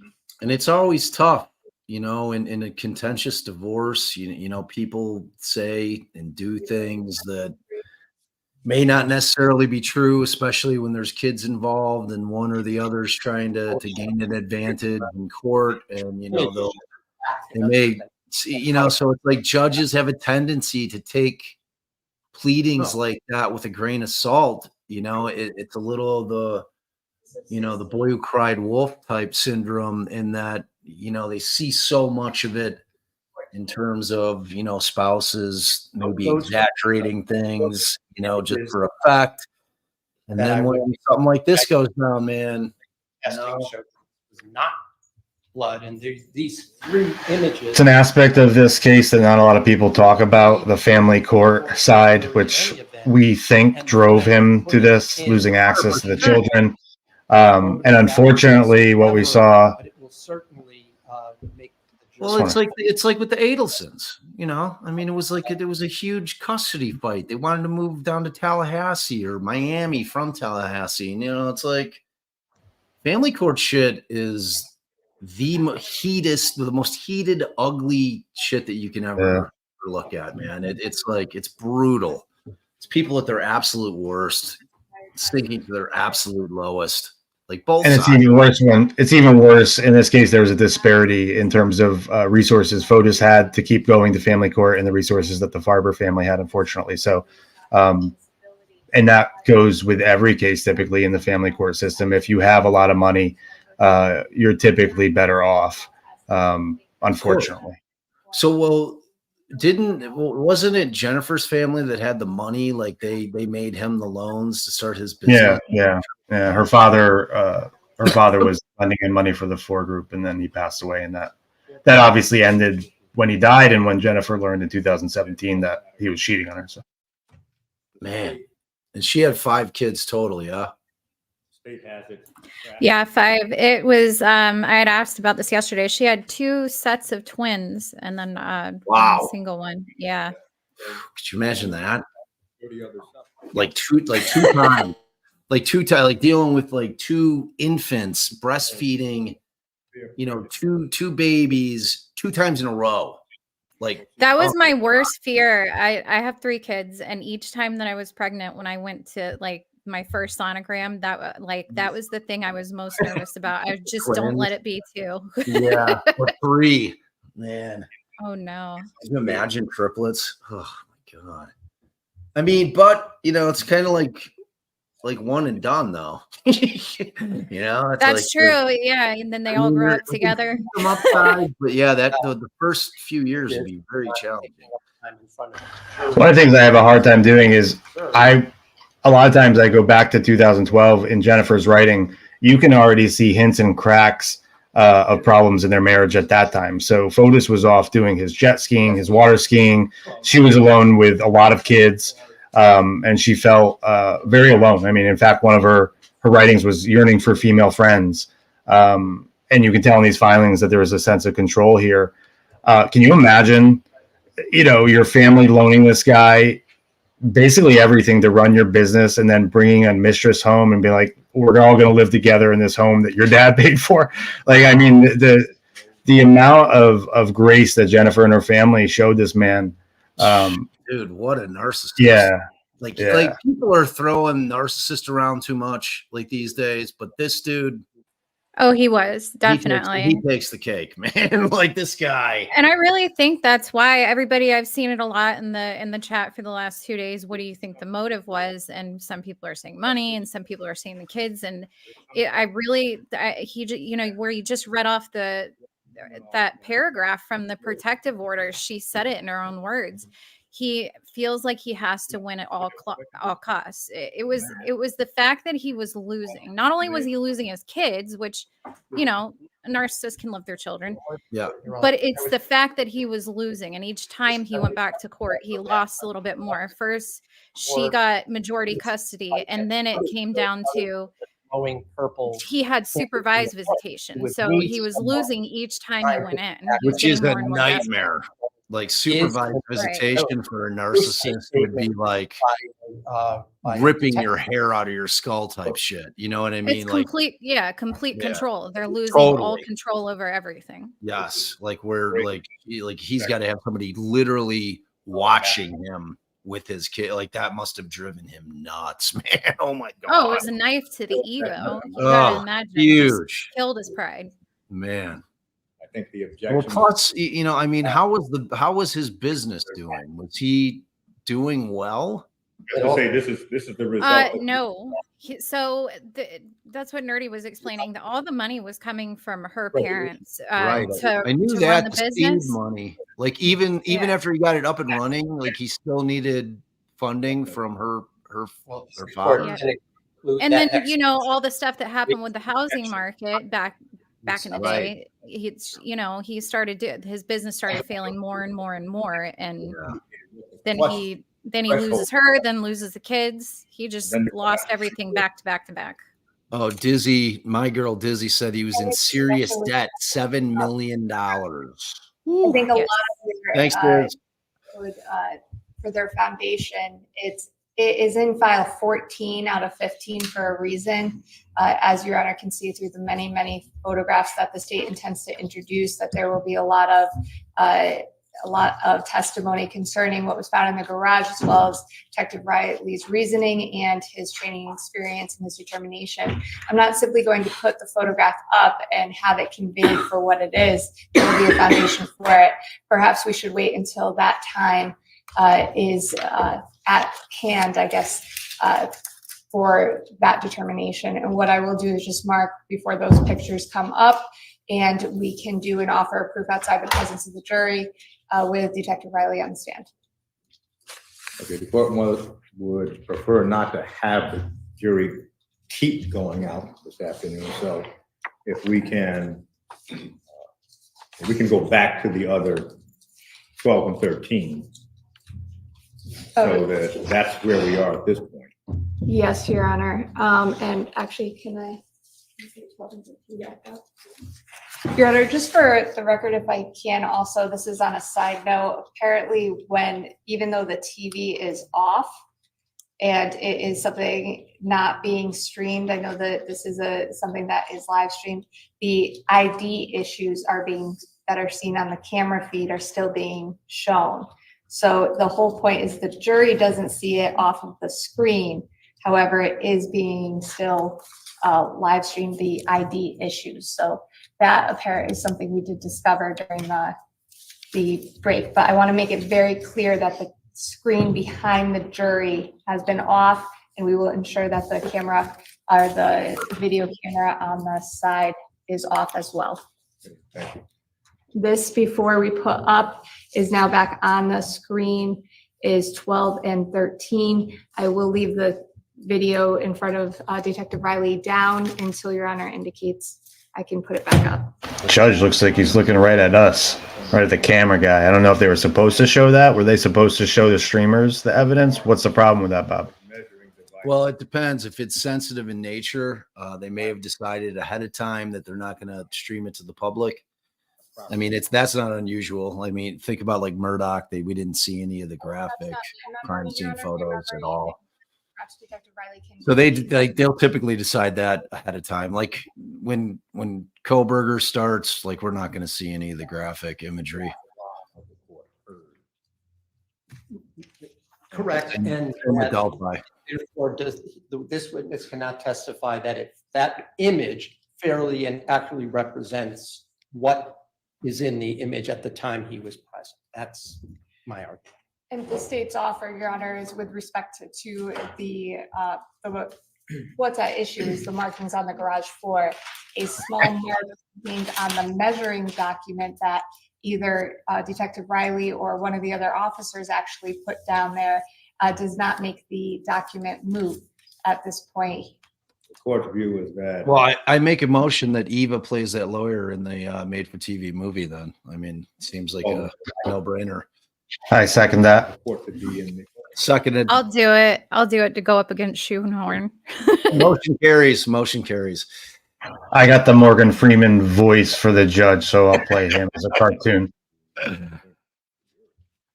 I think we could cast Odenkirk as dude. Like he's got a Better Call Saul vibe. Bob, are you still there? Bob, are you on mute? Bob, we can't hear you. Are you? I love it. You're like tempting me to use AI. I've like been fighting it. It can be fun. Oh, I'm sure I'd have like a blast. The voice one's really fun. He sits there and he plays with it sometimes, and there's so many different voices. There's like Trump is on there. The Trump one's really convincing, and then there's Rick from Rick and Morty, and we sit here cracking up. Is it on the phone proper, or is it like on? What is it like? Where do you get the? It's a desktop app. Yeah, Windows. Every platform has their own sort of variants, but yeah, this one is Windows. I haven't found any on the cell phone. I really don't want a lot of apps on my cell phone, to be honest. I prefer them on my computer. I have better antivirus on my computer. Yeah, dude. Like I've got, young kids who put like 1 million apps on my phone back before they had phone. I could probably clear them all out now. I'm lazy, so. Got thousands of games I never played. Doodle Jump, mini versions of Doodle Jump. Fairly accurately represents what he observed that day. So I'll just stack ball, stick man. I've been married a long time ago.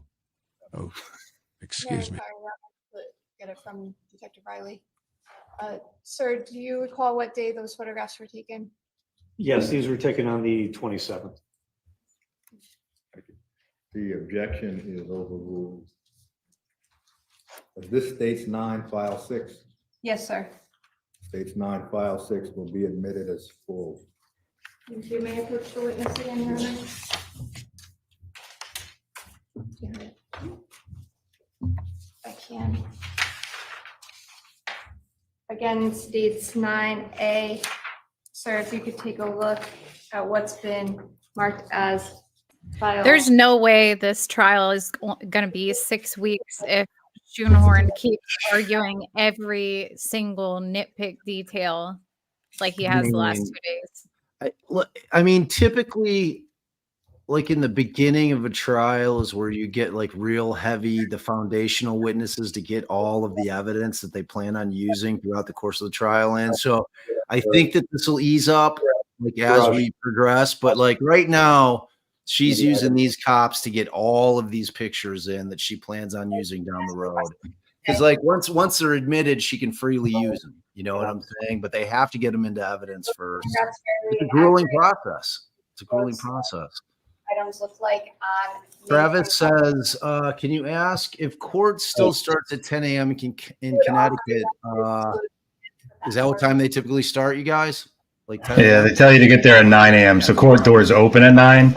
At 9 a.m. you walk up. If you don't have an attorney, you go talk to the DA yourself, tell them they're checked in so you don't get a failure to appear. Lawyers come in, they have their hour to talk to the DA, and then court starts at 10 a.m. typically. Yeah. All right, good. You got that, Travis? There you go, my friend. Yes. Crime with Bobby, welcome back, brother. Hi, Bobby. 9, file 7, admitted as full. Thank you. I can't believe court starts at 10 a.m. there. That's so. How luxurious. It's 8 a.m. here in Florida. Like, so if they're doing a bond call, it's at like 8 here, and then like if it's like an order of protection, they'll try to do those like 8:30, and then like the typical call starts at 9 for us.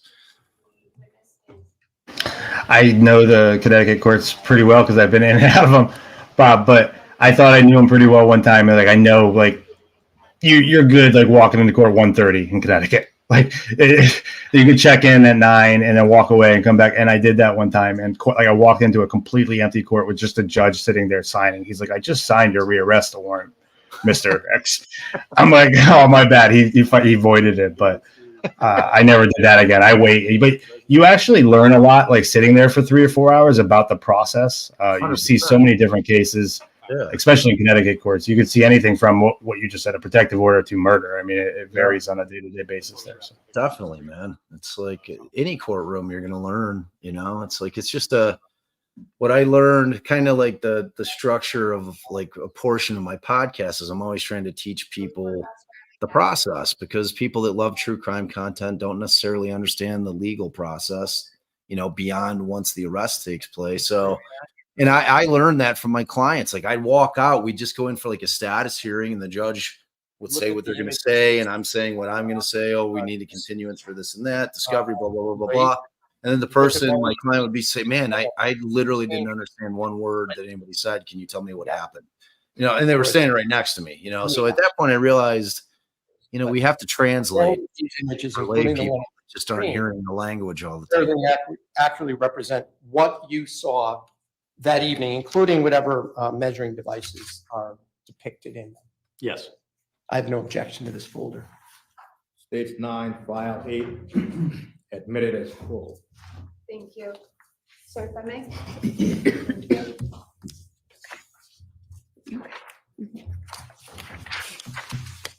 Stage 9, file 9, labeled garage B. So if you could take a few moments, please, and look at that document.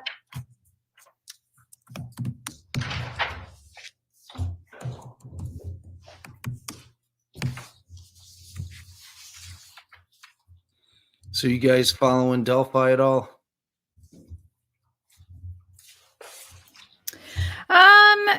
I mean, we're following along what everybody else is following along. I don't think we got really too heavy into that one. I've seen you and Sleuthy are staying on top of that one, so we usually read y'all's updates. It's a crazy one. It's a crazy one. Has it been confirmed that Keegan Klein was transferred back to Indiana? I saw a news media outlet report it, but I didn't follow up because so many other things are going on. Yeah, he's back in Indiana, and he's actually in the same prison that they just moved Richard Allen to, oddly enough. I don't believe in coincidences, man. Keegan Klein was the original Anthony Schatz. I think that case has deep dark web ties, and I think that Keegan Klein knows more about something larger that's going on there. That's my take on it right now, and I do follow you guys on what's going on, but I can't. I got too much on my plate right here with this Draconis. It's a lot. I ain't sweating you on it. It's a lot. There was a stretch there for a month, man, where it was like overwhelming. It was like something major was happening every day. And then, when they start pulling lawyers off the case, man, it spun off where it's all collateral stuff that's going on right now, but it's still insane, man.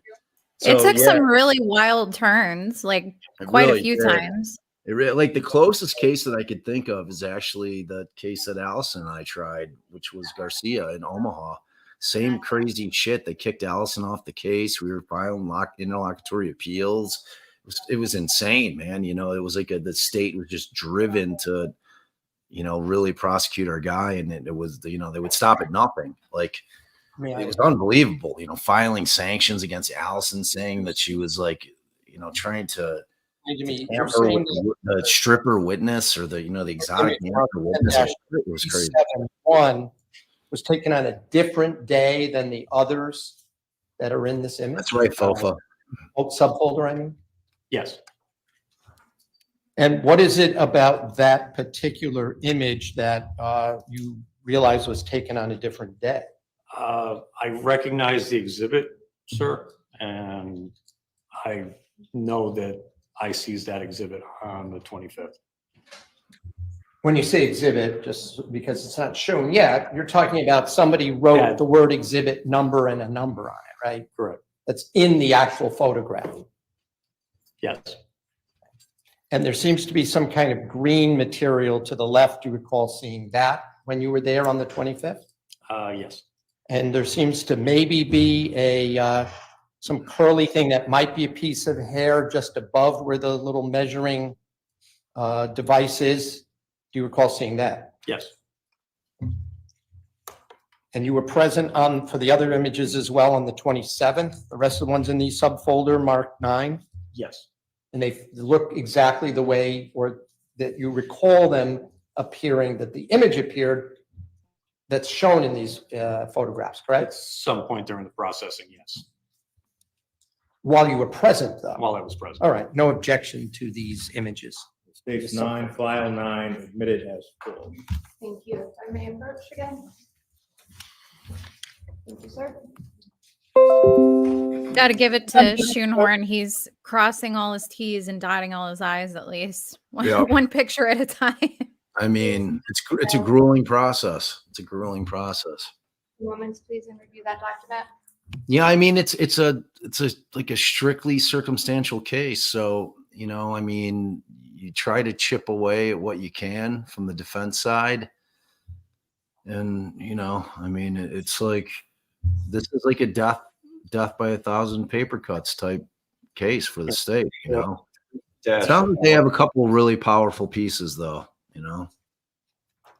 Yeah, I mean, just what's public so far, there's some pretty damning evidence and more is going to come out, stuff we've already seen just in the last 2 days, stuff that, has never been made public. So I think a lot more is going to come out, but I got to give it to him. He's being meticulous. So hey, look, and I say it all the time. It's like people love to hate defense attorneys, which is absurd, but you want the job done properly the first time by everyone in that courtroom so that the thing doesn't get, remanded on appeal and they have to do this again.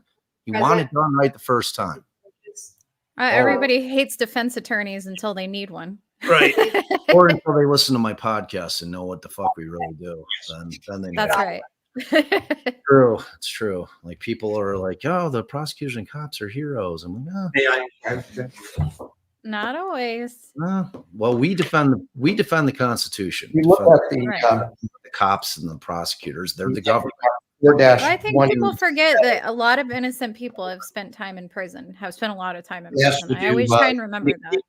Whether or not and people tend to forget that the Constitution and the rules that the government can't do to us as the citizens. And the only profession on the planet that protects it is defense attorneys. About us filing a motion to suppress because the cops violated somebody's Fourth Amendment rights. Well, if we don't do that, then the cops think they have free reign to do whatever the hell they want to do. I am trying to watch a fucking trial here. It is. It's riveting. You're the only one on the edge of your seat right now. Nerdy's like, God damn it. I want to hear this argument. 187, there's a number 55 in the that should be kept out. That picture should be kept out. Right hand smaller measure. You can't even see the pictures. Like, so we can't even pontificate on the pictures because they're not showing them to us. There's a stain of some sort. I want that one kept out, but I understand why you objected. Oh, do you know whether it was there at the time? I'm just asking. Yes, there were plant material there on the floor at the time. This photo was order taken. in my court. Right I on said top of the order. it fairly accurately represents, you recall it being there. On top of the measuring device? Yes. I don't remember specifically. All right, so I'm going to make that same objection with regard to this particular image, but the rest of them, I just want to be sure the others fairly and accurately represent the way you recall the scene that's depicted in these images on that date, correct? Yes. Yeah, I'm only objecting to the one image, Your Honor. Objection is over.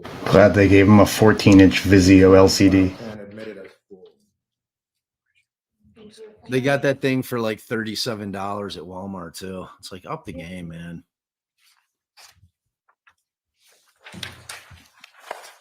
States 9, sir, file 11, garage F. Halfway through the trial, he's going to start banging the side. Good job, rumor has it. So I love to read. It just makes my heart sing. Do you recognize the photographs depicted in that on that page? Yes, I do. What are they? These are various stains found on the garage floor at 69 Wells. Do you recall what day? These were, they appear to be taken on the 27th. And do each, in looking at each of those photographs, do they fairly and accurately portray what you saw the garage, you saw that day on the 27th? What a lot, huh? Beautiful lot. Yes. State would offer it. Yeah, this is Wells Lane, so when they mentioned that, it popped up on the screen, but this is Jennifer's home. You'll see the garage closer, but beautiful home. Your Honor, Beautiful. it's a, actually, may I have a moment? How big was the lot? You said she had quite a few acres there, right? I thought I had a. actually Looks had a- substantial. Yeah, it looks like, I mean, 2-3 acres, Bob. I mean, you'll see the back. I don't know how much of the woods was hers. I know some of it was. So, and then there's more houses, larger houses there. You'll see a larger Same question. In overhead this view. group that's in folder 10, garage E, do these all represent fairly and accurately what you yourself saw? Somebody said in the chat yesterday, it's like a picture perfect life. You wouldn't expect something like this to happen there. And I'm always reminded to say, I hear something like that. Domestic violence does not discriminate. That's for sure. Domestic violence doesn't give a shit about money. You know what I mean? It's like, you know, it's like kind of when you see, you know, like so many, like when you think about like Robin Williams and, you know, just all the prominent actors and comedians and, you know, people that seem to have it all and just still call it, you know, it's like money is not the answer, people. Yeah, no, addiction doesn't discriminate. Suicide, depression doesn't discriminate. Domestic violence. Money has nothing to do with it. It's truth.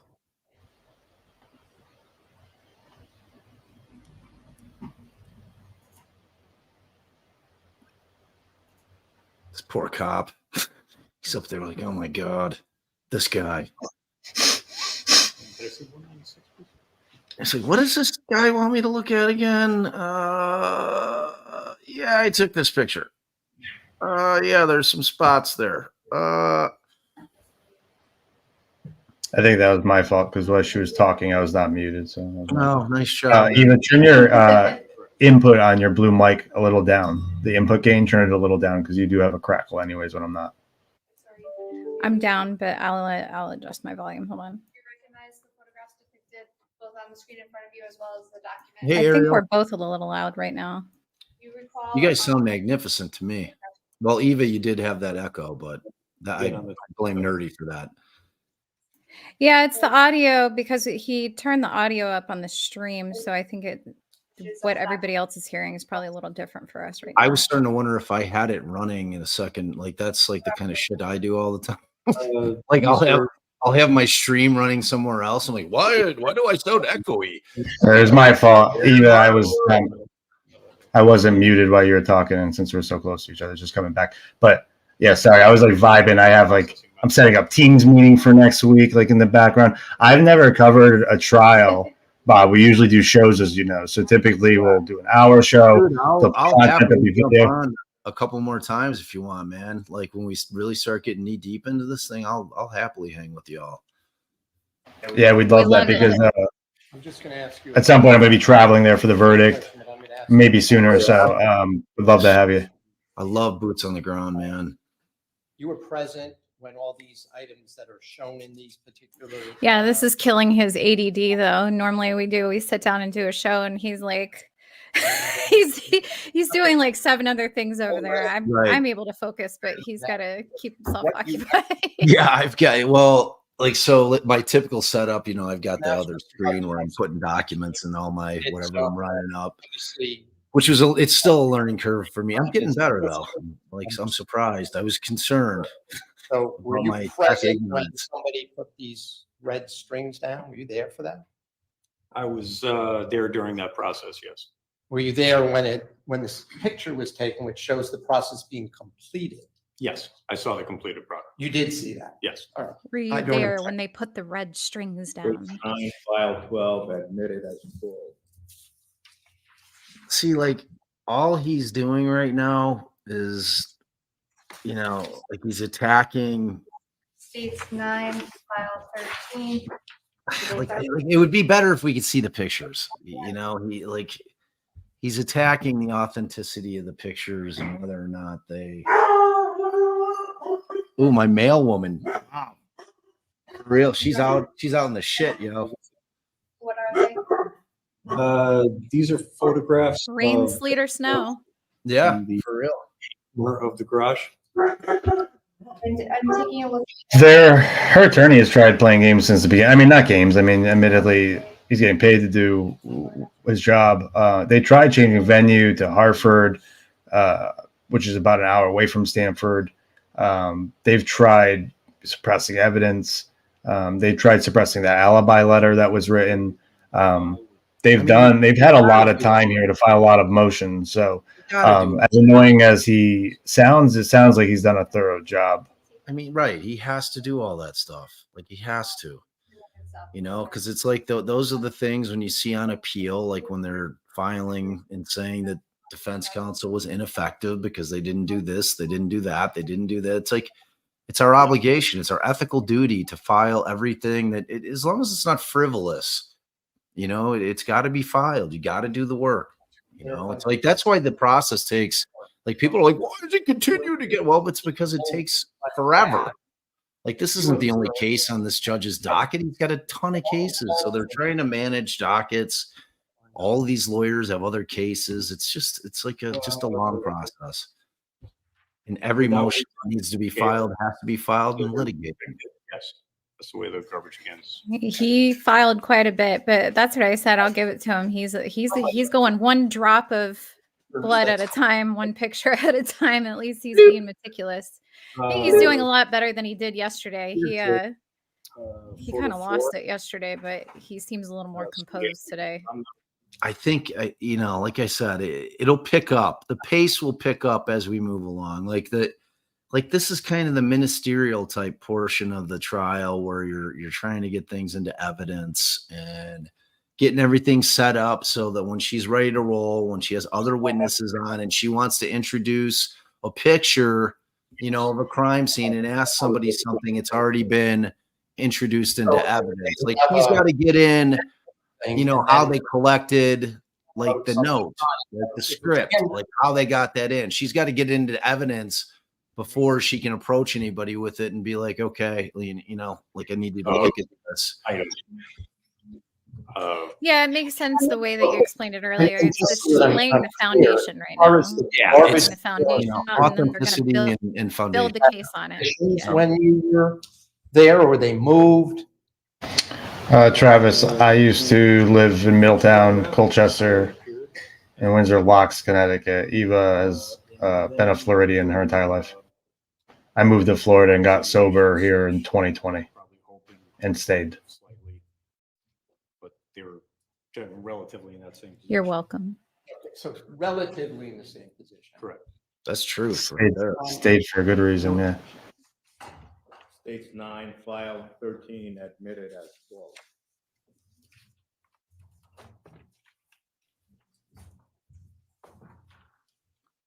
This cop's like, Your Honor, my 2 kids are in the car playing World of Warcraft. I need to get back to them. Got a long weekend. Yeah, what is it? Martin Luther King on Monday? Yes, Martin Luther King Day. All right. This guy wants to put his beanie back on and go grab a Dunkin' so bad. I mean, he knows. I want to make an iced coffee too. I make my own shit because I've like mastered the iced coffee, which is fantastic. We started doing that. We tallied up last year how much we spent at Starbucks, and we both about died. And Nerdy bought us it's a espresso machine. So we just make everything at home now. I like it. It's so much better. Yeah, we got it's a lure. So it's kind of like a Keurig and an espresso machine in one. It's fantastic. Yeah, they're awesome. Yeah, I wasn't like, oddly enough, I wasn't a coffee drinker when I drank alcohol. Like when I quit drinking, I pivoted to coffee. I always liked coffee. I just never really thought to drink it. I was sleeping past when I would normally drink coffee. But when I quit drinking, I became a big coffee guy. Yeah, I used to drink a morning coffee from Dunkin', always iced. And that was when I was drinking. And then when I stopped drinking, 3 to 4 coffees a day. I'm finally back down to like 2. But the espresso and like making it, the cigarettes, sadly, after like 3 years, I'm back. The holidays really stressed me. Dude, but they're so insidious. People just don't know. Like, dude, I quit smoking 20 years ago, but I'm still hooked on nicotine. Like I do so I went from cigarettes to vaping, and then vaping. I'm like, I have to quit because it's like killing my voice. Like I get some weird phlegm shit. So now I'm doing these stupid things like that. But there's no tobacco. It's just nicotine pouches. Trust me, you don't have to. We have our vape, and then when we go to Universal where they don't allow vapes, we have a backup Juul so we can sneak that in. I mean, at the end of the day, you know better than anyone. Whatever it takes for me not to pick up that drink, it's become a lot easier over the years. But sometimes that cigarette, man. But the point was that between the money saved on coffee, cigarettes, alcohol, over the past, I'm poor, but I'm rich. Like people don't realize how much money is spent on those frivolous things. Huge amounts of money. Huge. Like the booze, like, because I was like a bourbon guy, you know? So like spending 29 to $30 a bottle for a decent, like Buffalo Trace. It's just, and I could put one of those down 2 nights, like me alone, just, I was a binge guy. I wasn't a daily guy. I was like a binge drinker, but it was starting to slip into the week. Items. Tito's vodka, bourbon, whiskey. Never beer. Beer would just get me bloated. I needed hard liquor. I was never a beer guy either. I was always a booze guy. 18, 19, 20, and 21. And I could just I'd never go down. I was that guy who could just drink forever. It would have been better if I would have passed out occasionally. I'm just that guy who just kept drinking. Did you drink forever and remember the text messages in the morning though? Oh my God, dude. By the end of it, like the brownouts, which is what I called blackouts because it was brown liquor brownouts, man, were every time I drank, like there would be a certain point of the night I just didn't remember anything after it. And I'd ask Allison, I'm like, oh, did I do anything really stupid? She's like, no. I'm like, well, I don't remember any of it, but it was a bad luck, man. It's bad luck. Glad the days are behind me. Wake up and look around your car, make sure that you didn't hit nothing, hit nobody. For real though. Yeah, I'm 4 years as of Halloween. Halloween, it was 4 years for me. 4 years in June, so a little behind you, but I feel so much better. I'm happy about it. Oh God, dude! Like the physical side and the mental acuity thing was almost instantaneous. It's like within 2 weeks, I felt 13. I hadn't felt in 25, 30 years, man. It was crazy. Like that was that, and my father being a raging alcoholic were my 2 huge, incentives to keep plowing through, You saw exactly what's in these images. Is that correct? And on the day that it was taken, you were there, you saw it, right? Yes. So let me just ask you, there are 3 images that that there's images of, but on the paper copy, they basically look black, okay? So my question is, these were taken at night or were they taken in the dark, correct? Correct. Were you present when that was done? Yes. You were in the room when they turned off the light Yes. and you watched them take the pictures? Yes.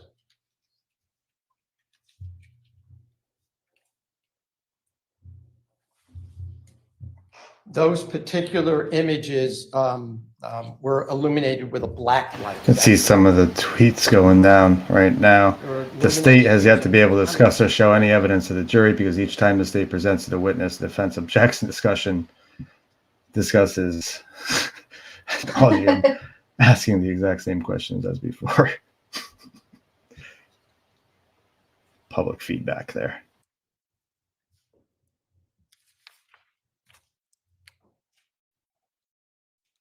And the photographs you were taken without a flash for those 3 images, correct? Correct. I just have a moment. I'm really curious how he's going to act when they get to the portion of the trial where they're showing the video of them dumping trash out of the red Tacoma. That's really the most damning evidence of all is her throwing trash away. So do you think that's more damning than the evidence that they have that she answered a phone call of the phone that he left? See, in terms of agreement, like the thing with the garbage thing, all right, like that could have been after the fact. Like we know that the murder's already taken place. So as to her disposing improperly of evidence, that's fine. But in terms of the conspiracy, which is what we really want her to go down on, that all that after shit doesn't matter.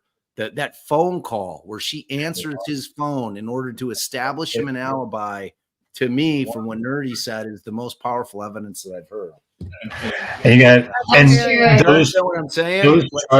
Those charges are already accounted for. Remember, those charges for tampering with evidence are going to be here in trial, right?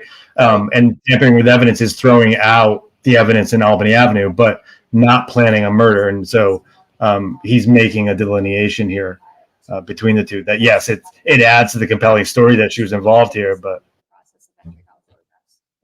yeah, we need that evidence that she was involved in the planning to get her on the murder.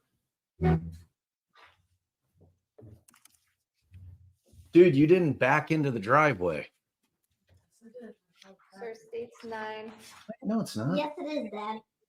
Oh, it The is? snow is just really bad. Oh. How many times has Daddy told you if there's an apocalypse, you always back in, always back in. Back in backwards.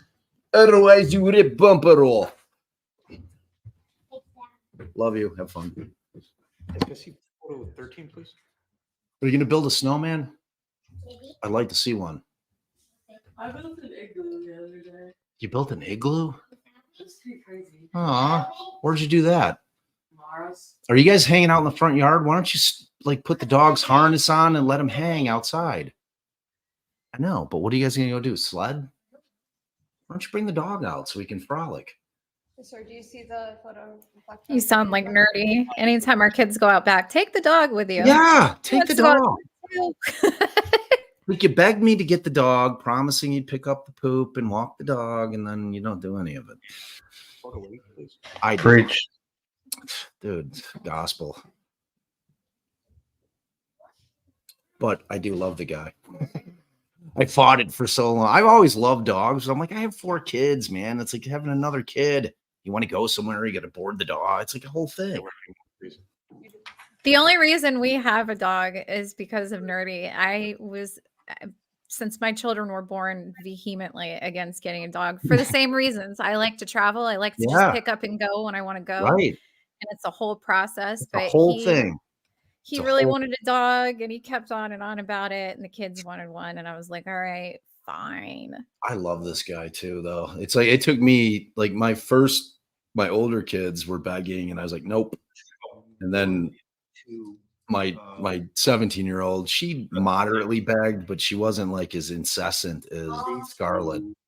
That's not true. It's true. Dog every year, and then for Christmas, when I asked for a dog, you got me a hamster, and I cried. I think it was a gerbil. So relax. Way better than I know, and I say the same thing too. I say, "Oh, I only got the dog for them," but the dog literally sleeps at my feet every Totally. night, right, Well, right up against me. He It's has to because be. we're the ones who do all the stuff for the dog. They're like, "Where's the guy who gives me the food and takes me for the walks?" That's the guy. Like, Well, Nerdy, I'll give him that. He does all the walking and the poop picking up, poop scooping, but I feed them, and I think they remember that. they do. So that's Allison. Allie's the feeder and the snack giver, legally giving him all the human food, which we shouldn't have done because once you start doing that, it's over. I went Were you present? last week. I went to Freshfields Market, which is like a butcher here. I got liver, chicken thighs, some ribs, cut it all up, put it in the Instant Pot. And then I shredded some carrots in there, and I gave it with I started making them wet food because all that dog food is full of grains. Totally. I told you, my buddy Jeff taught me when we had a dog before he died. He used to use the water cooler. Like he would never fill the dog's water bowl out of the faucet. Yeah. These dogs get loved.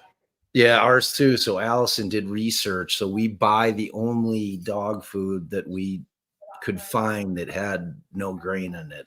So it cost a fortune because I've tried everything. I tried like not because he's picky. I did like Nom. I got the fresh food. It's like short of like I got to do what you do, which is cook. Then he'll eat it. Like any of that. Well, we figured out too that because if you're buying them like quality dog food, like dry dog food, it is expensive. So what we're paying for that, we could just be buying whatever's on sale at the market, and he'll like it more. And yeah, they love it. Our husky, like Bodie, he's great. He'll eat pretty much whatever for the most part. He has a few things that he doesn't like, but the husky, like, she'll eat anything. Our guy's half Siberian, half Shar Pei, so it's like a weird mix, but he's like a beautiful dog, and he's so sweet. He's such a sweet guy. Super athletic. I'm sure Michelle Draconis over the 3-day weekend as she goes home looking for what the public thinks of her. I hope she finds this stream specifically with 60 years hanging over her head, and she hears us talking about dog food. Hey, lady, your trial's boring so far. What do you want us to do? Your lawyer's boring. Your lawyer's just like doing so much jobbing right now. It's like really killing us. It is though. This trial is gonna get good. This trial is it's gonna have all the good stuff when we get to it. It's like this is the nuts and bolts. You got to take care of all this. Like I said, this is the housekeeping stuff to get all that evidence in, and then the state can start rolling. I just know by how he acted yesterday, like when he was arguing down, like to be able to cross-examine later, and then argued and the judge argued back, and he finally shut him down. It's like, you could do it now or don't do it. And he got up there, and the way he was cross-examining the detective was like, I've never seen somebody like passive aggressively. like he was done throwing his fit, but he wasn't done throwing his fit, so he was taking it out on the detective, and the detective was just like, yeah, I'm relatively aggressive. What was your time it depends on the witness. If it's like victim's family, I'm tender as can be. If it's a cop that's antagonistic to me, I can go at him. It's like draw your attention to but it's tough. It's like it's a witness by witness thing in terms of how you're going to handle them. It's like for me, it was never a pat thing. Like it was always pre-planned in terms of how we were going to handle a witness. Like my worst mistake ever, I think, was in that trial. I went really hard at the exotic dancer who was basically had claimed that my client had admitted to her that he had killed an old lady and a young boy. Photograph. Yes, I did. I went really, really hard at her. which I think was a mistake because she came off as credible. She admitted, like, she was like, yeah, I was an addict. I was drinking. I was unreliable. So when I kept going hard at her, people felt sympathy for her and felt that she was credible. If you wouldn't mind standing up, sir. Your Honor, is it okay if he? Thank you. What's that? Oh, I knew that bark box. Do you want a shovel? You feel like shoveling? Oh, when I did park the van up on the hill. It's the number one way for old men to have heart attacks, just so you know. Yeah. May have been left out of the overall photograph. Oh, now I'm not an old man. Sure. Oh, that seems or recognize that area. Yes. That is the exterior of the garage, the 69 wall.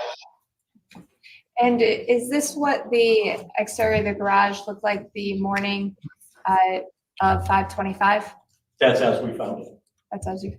Is this well, if I can. And then this photograph, sir? That is a photo of the back of the house. It's 69 walls.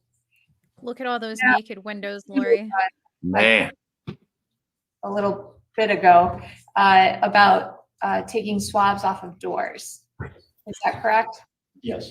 Are there, where you took the swabs that day, is that depicted in those photographs? Some of the points of entry, yes. Could you please point those out? Yes. Here, the mudroom door. And here. Is it me, or were there less trees in the back on the day of the murder? Part of the photograph? Yes. Okay. What about how old were those trees? As a photo of the side of the house. He was talking about Waveney Park, but looks like she may have cleared that back a little bit. Middle, I guess lower. Is that a door as well? I think it was a wide angle picture too. It looks like it was taken with a wide angle lens, so it's going to make it look like it's more open depending on the angle. Now, were you wearing gloves when you conducted each of those swabs? Yes. Do you change your gloves? Yes. Tell me why.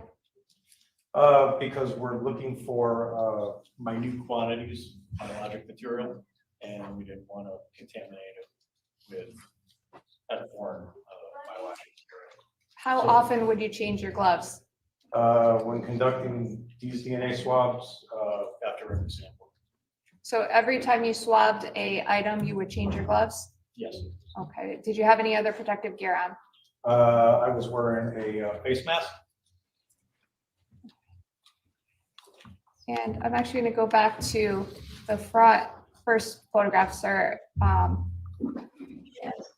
can just zoom in a little bit on that. Is there a area that you swabbed on the front of the house depicted in that photograph? Yeah, the front. What's up? Okay. And did you change your gloves for that as well? Yes. Thank you. You can have a seat for now, sir. Thank you.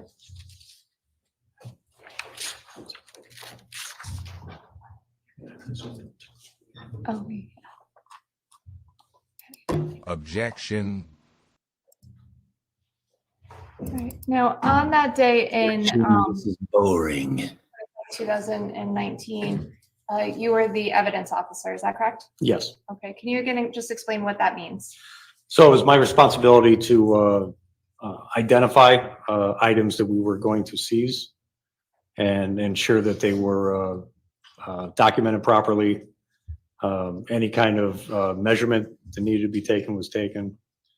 Any kind of field testing I would conduct, and then I would be responsible for the collection, the packaging, the labeling, Okay. and the reporting. Is there a particular area of the house that on May 25th, 2019 you started with? Actually, I'll just, if I can just show you, I'll start showing you some of the photographs. We'll start with this as dates 9, file 2, I believe, picture 1. Did you enter the garage on May 25th, 2019? Yes, I did. Okay. Was the garage door open when you arrived? As Yes. it is in that photograph? When we arrived, that center bay door was open. Were there officers on scene when you arrived? Yes. And were there officers inside the garage when you arrived? I don't believe so. But the door was open? The door was open. Now, as you entered the garage, did you, where did you go or what did you do? So once we obtained a search warrant, we began our walkthrough, and I entered the garage, entered the rest of the home through the door at the front of the Range Rover, and went and opened the front door to allow additional members of the team in. Do you recognize what's depicted in that photograph, sir? Yes, that is the right side of the garage. And is that how you saw it that day? Yes. And further, that was states to the picture 2. This is picture 3. And what does that photograph depict? That's again a photograph of the right side of the garage. And picture 4? That is the left side of the garage. And picture 5? The center of the garage, taken from one of the corners, looking at the door that would lead into the mudroom and kitchen of the first floor. Is that the door that you entered the house on? That I initially did, yes. Was it locked? I don't think so, ma'am. I'm going to show you file or picture 6. What does that photograph depict? That is a photograph of that door to the mudroom. This is what I call the exterior side, or the garage side of the door. And on that doorknob, we found a visible fingerprint, or what appeared to us to be a visible fingerprint. And that's why you see the scale, the mark up there. Now, I'm going to ask you a couple of questions of that, but before I do, what information had you been given prior to, as the evidence officer, it was your job to determine what, if anything, would be found for evidentiary value and seized, is that correct? Yes, as other members of the team, if they saw something, they would bring it to my attention, and then I would decide whether or not we were going to seize it. So at this point, when you entered the house as the evidence officer, what information had you have that allowed you to make these decisions? Objection, hearsay, and vague. Well, the evidence so far, as the court understood the evidence, is that he read the warrant affidavit. Yes, sir. So if that is the objection, if the testimony goes beyond that, the court can hear another objection. But if the answer is he read the warrant affidavit, that's the. I'm not going to object to that. My next question, Your Honor, is what is the information that contained in that warrant affidavit that helped you or guided you in making your decisions? So I'm going to object on hearsay and relevance ground. You got a warrant, so he took his actions. The objection is sustained.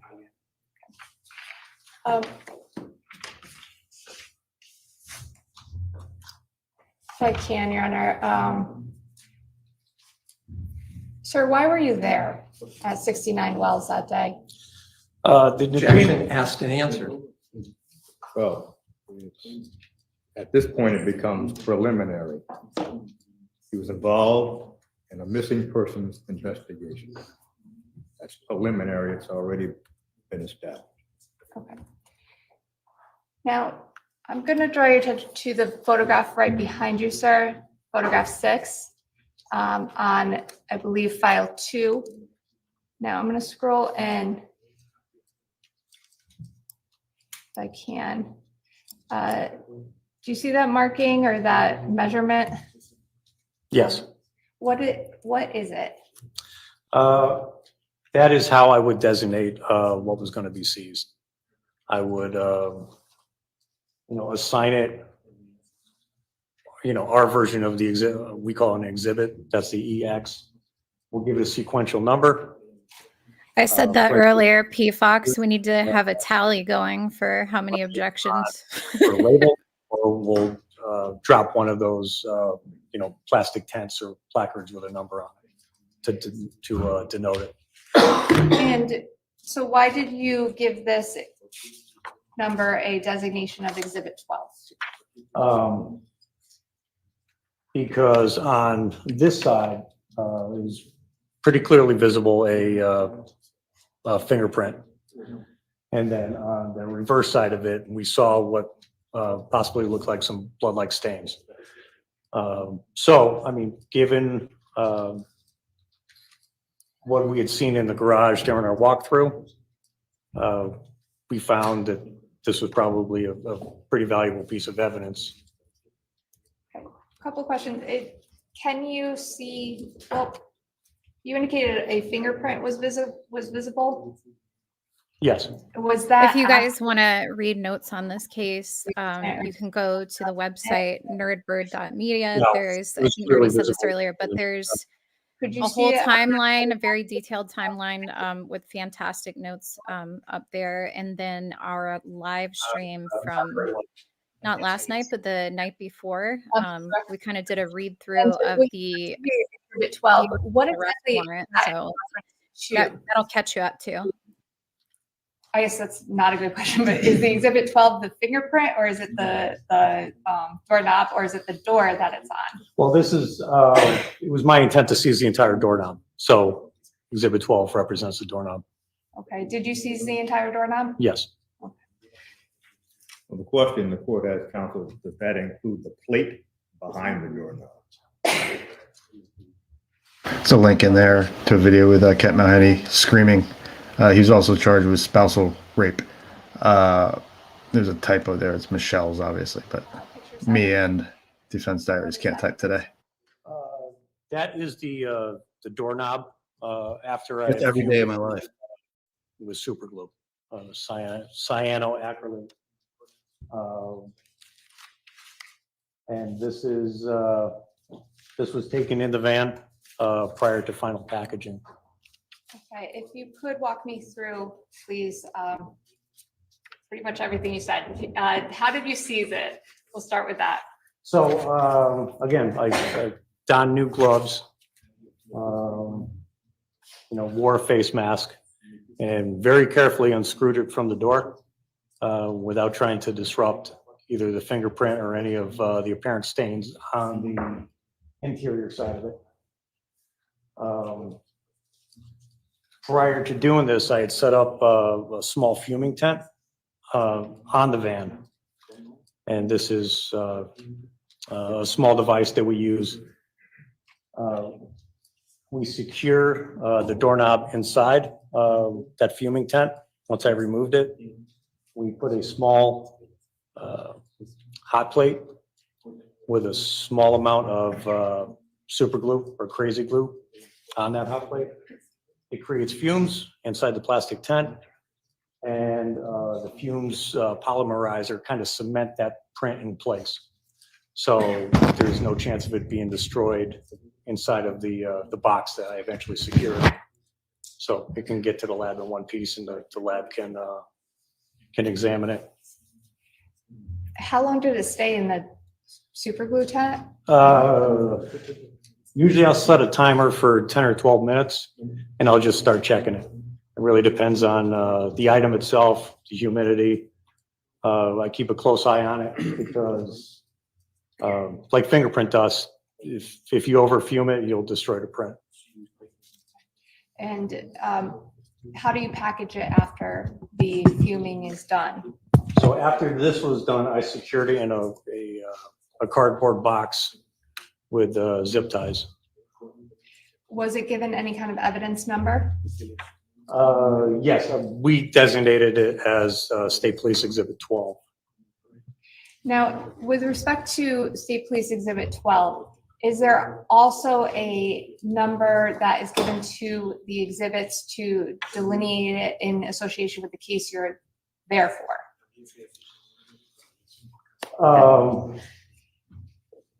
Well, if I could rephrase that, is there an incident number or an evidence number that's associated with this investigation?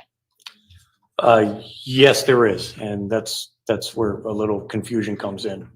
So we have a state police case number that we worked under.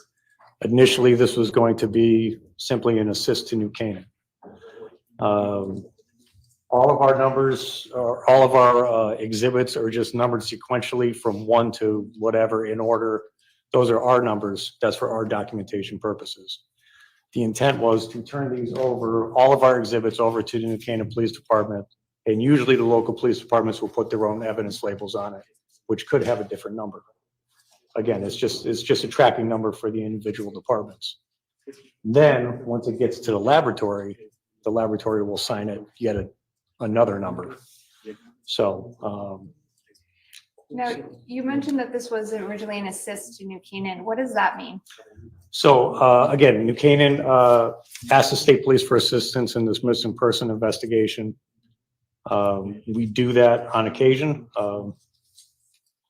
So we will usually we'll provide crime scene services to the local police department, at the conclusion of which we will turn over all the evidence, our photographs, all of our reports, so the local police department can continue on with their case. Sometimes they will ask for additional detectives, which we will supply. Basically, we do as much or as little as the local department asks. Now,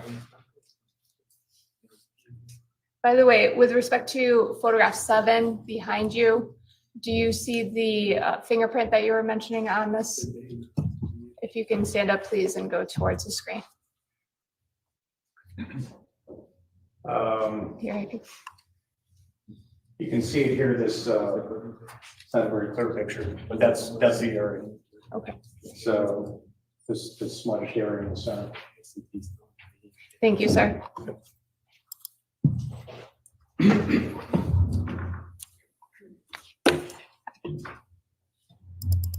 No, he's meditating. Just to clarify, this is picture 8 and picture Bob? 9. Bob, are you still there? Bob, are you You on see that mute? the fingerprint on Bob, the, we can't hear you. if you could just point it out for the record. I was sleeping. I was micro napping. The flash here, it'll really bring up the rich detail. Power naps. And do you put it to the middle of the screen? Yes, sir. I do micro naps. I tell Eva. Does say. Micro dose my naps. Do you utilize that in photographing fingerprints? Love it. Thank you.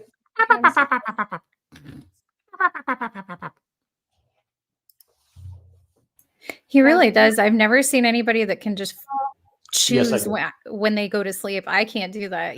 He'll lay down and say, I'm going to sleep for 5 on the minutes, garage, and literally you'll see sleep that, for 5 the minutes and get up. It's a skill. It's a skill. Small mud room that has some cubbies and coat hooks, and then you will enter a kitchen.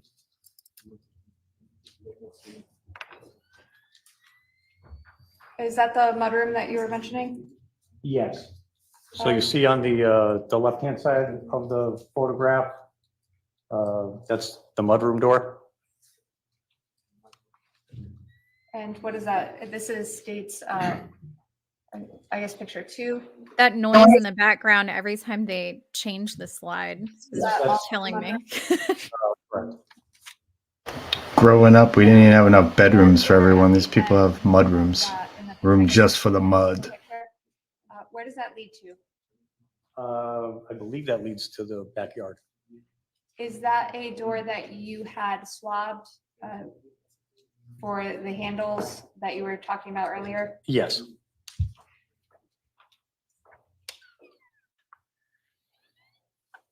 And picture 3? Picture 3 is a photo of the kitchen. You'll see the you see the center island, and in that far corner, that's the doorway into the mudroom. And picture Sounds 4? like an X-ray machine. Again, a photograph of the kitchen. The mudroom doorway is to the right, right adjacent to that purse on the floor.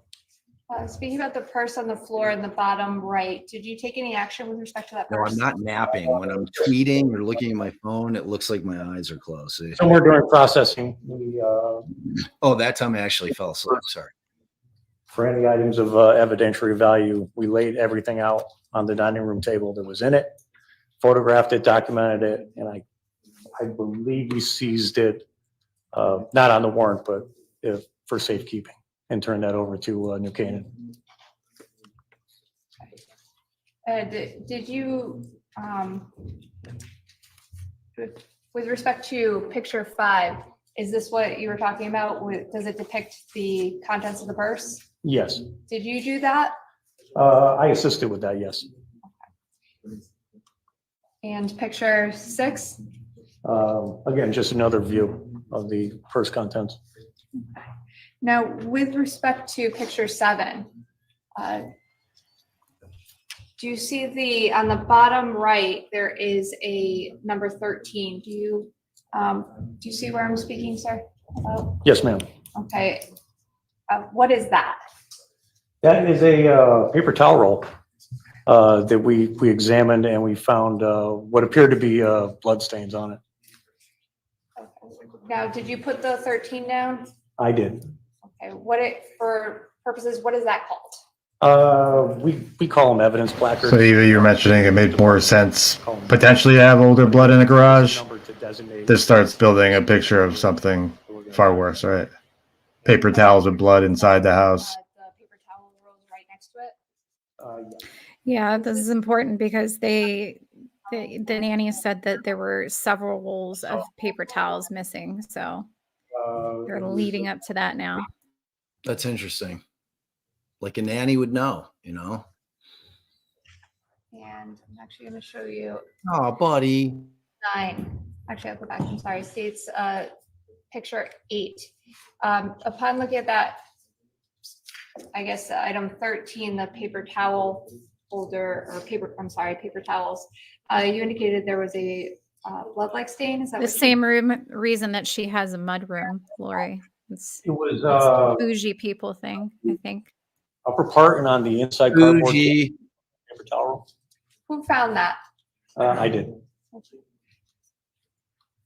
I mean, bougie people have nannies who know how many paper towel rolls are missing, you know? Zoom in a Right. little bit. And mud rooms and wads of cash. Look at the blood though on the inside of that. So this is the area of the apparent blood that we found on the paper towel roll. Yeah, no doubt. Jennifer's parents come from a lot of money. Both areas, Farmington, Avon, New Canaan, all affluent parts of Connecticut. You saw some of these homes. I mean, they're enormous, and aerial views don't even do them justice when you're sitting there on the ground next to them. They're huge. This testimony, this witness not qualified to testify to this? The issue of the presumptive test is going to require essentially argument outside of the presence of the jury. It is 4:25. What the court is inclined to do is dismiss the jury for today. We can take up the argument on the If I can, Your Honor. presumptive test. Yes, Your Honor, I would just indicate I am not done with my foundation questions with him. I don't know if that will influence the court's decisions with respect to any ruling. Well, the testimony was about to be, this is a test that we conduct in order to. And Attorney Schoenhorn stood up and rightly indicated this is the subject of a matter that should be taken up outside of the presence of the jury. The foundational question was leading, not inappropriately, leading this witness to talk about what that test is and what it's supposed to show. That's fine. So the testimony that he administered a test stands, but that's as far as it goes. Yes, Your Honor. So what the court is going to do, ladies and gentlemen, We'll dismiss you for today. Of course, the holiday is on Monday. We do not know what the weather report will be for Tuesday. But as of right now, we would ask that you report, well, in fact, check the judicial branch website for information about whether or not juries are going to be brought in on Tuesday. That information will be on the judicial branch website. If we are in session, we will resume on Tuesday morning at 10 o'clock. We ask that you, again, not discuss the case, not follow any media reports about the case. Thank you and have a wrap. It's a wrap. It's a wrap. I'm gonna get rid of this screen right quick. I wanted to briefly talk because some of your users will take 10 minutes to just give some background here, if you don't mind. The Manaforts is what we wanted to talk about. So, are they going over anything here? No. Nothing of substance. Like housekeeping stuff. Well, right now the jury's leaving. Appears to report that the duty of the court to determine the admissibility of the evidence. To hear the offer of proof through this witness. May I question him, Your Honor? Thank you. Sergeant Wiley, with respect to a you said field test, what do you mean by field test? So it's a screening test we use for the presence of blood. It's called the Castlemeyer test. It consists of 2 reagents, a phenolphthalein and then a hydrogen peroxide. When you combine these two, So we have jury dismissal, but they're still going on to make a ruling on something here, Bob. Wait a couple of minutes. It's gonna change. I mean, the judge still may, chemical. like he may have taken the motion under advisement. So I know. clearly they're continuing to argue this motion, When right? you get an immediate color change, that's a positive indication for the presence of blood. So the way This is we what they call conduct proper. So is a suspected stain we think may be blood. We'll collect a small amount of that stain on a swab, put a drop of the phenolphthalein solution on it, wait a couple of seconds to see if there's any color change. If there's not, we'll put a drop of hydrogen peroxide on that swab. And if we get an immediate bright pink color change, that's a positive. This is not the guy you want to press. You can clearly tell he's a nerd. And he knows his shit. Nerd. Yeah, I mean, this guy, he's an evidence nerd. Loves it. My training is basically through the State Police Forensic Lab, where we obtain the special formulation of phenolphthalein solution. They provide us that reagent, and then we obtain the hydrogen peroxide and sterile water that we use as a solvent to actually collect the stain from a chemical supply house. So the training was through Forensic Lab in in-service program. And when were you trained to do this? Sometime in the early 2000s. And is there any changes in the way that the testing has been done since the early 2000s? No.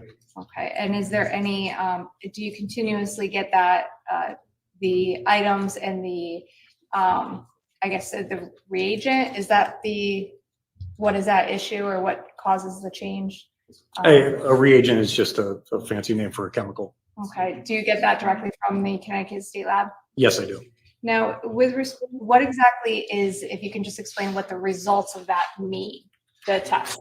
Oh, I'm sorry. I left a step out. So if we get that immediate color change, it means that the chemical reaction has been sped up.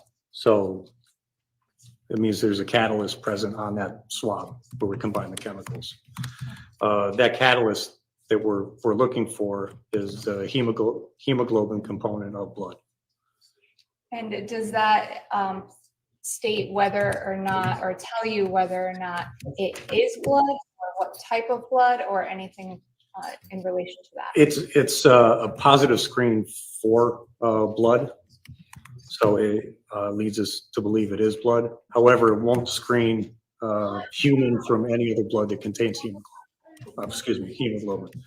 So it won't differentiate between animal blood and human blood. Does it test positive or change color in relation to anything besides that hemoglobin? Yes, I mean, basically anything with a perioxidase ability to it. So certain foods, horseradish, turmeric come to mind. You know, there could be some other. Love horseradish and turmeric. That cause a false positive. However, we just use it as a screening test. If we, you know, if it's a suspect stain, a substance we don't know, we'll still collect it. Now, with respect to the item 13 behind you, just walk me through the steps that you conducted with that. So I would take a swab moistened with sterile water, collect a small amount of that reddish brown substance onto the swab. It's a very sensitive test. Again, put a drop of the phenolphthalein solution on it, wait a second or two, put another drop of the hydrogen peroxide on it. He's talking in present. Well, this terms. is an offer of proof. Right, but I don't even know if he's talking about what he did here, which was the question. I believe my question was, what did you do?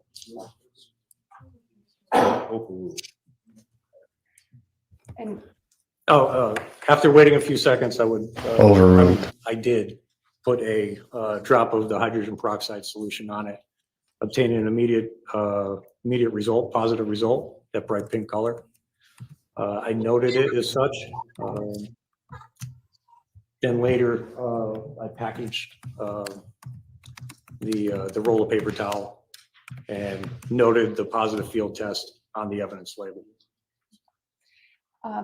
that is the state's offer of proof with respect to the field test, Your Honor. I'm also assuming it would be with respect to can I just ask one follow-up question with respect to other items that were field tested?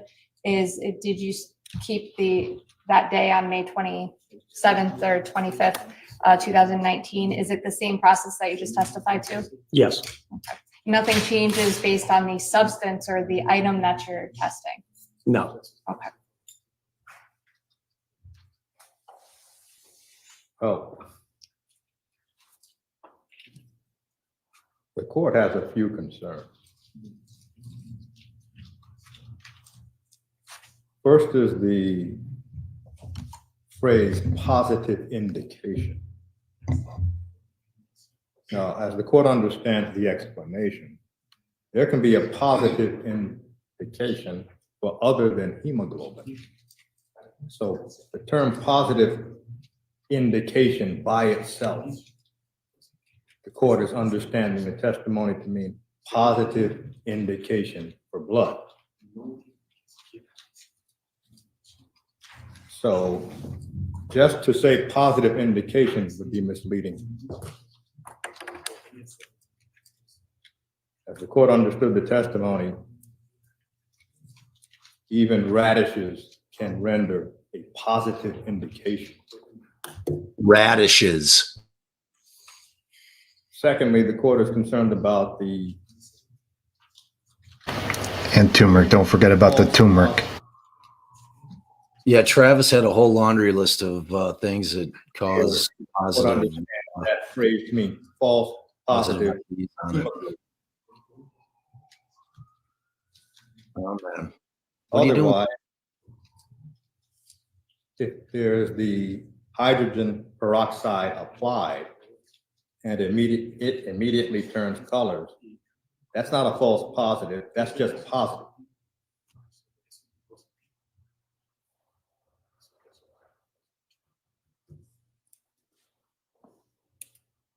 The third concern the court has, and the court may have to think about this over a period of time. The third concern the court has is this. The training undergone by the state police trains for blood only. The court does not understand the training to include all of the substances that could render a positive result. So if there are 40 substances that render a positive result, the court's understanding is that the training doesn't include watching the change in color concerning 40 substances. The training is very limited, as the court understands, to hemoglobin. The court understands the testimony. This test can not differentiate between animal or human hemoglobin and will render a positive result for other than hemoglobin. The court is going to take its time, not render a decision today, but when we return, the court has to think this through.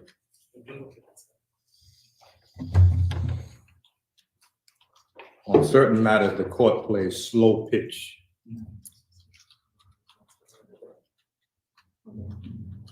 There's nothing else concerning the offer today, correct? Your Honor, I can clear up some of those with the directions and the concern the court has on direct in the nature of the state's questions. I would just indicate that. But with respect to the offer, beyond addressing Your Honor's concerns, no.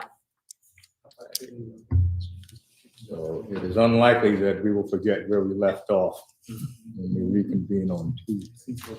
Wow. Jim, can I speak around the scheduling issue? Yes. Maybe throw a 6 to 12 foot pitch.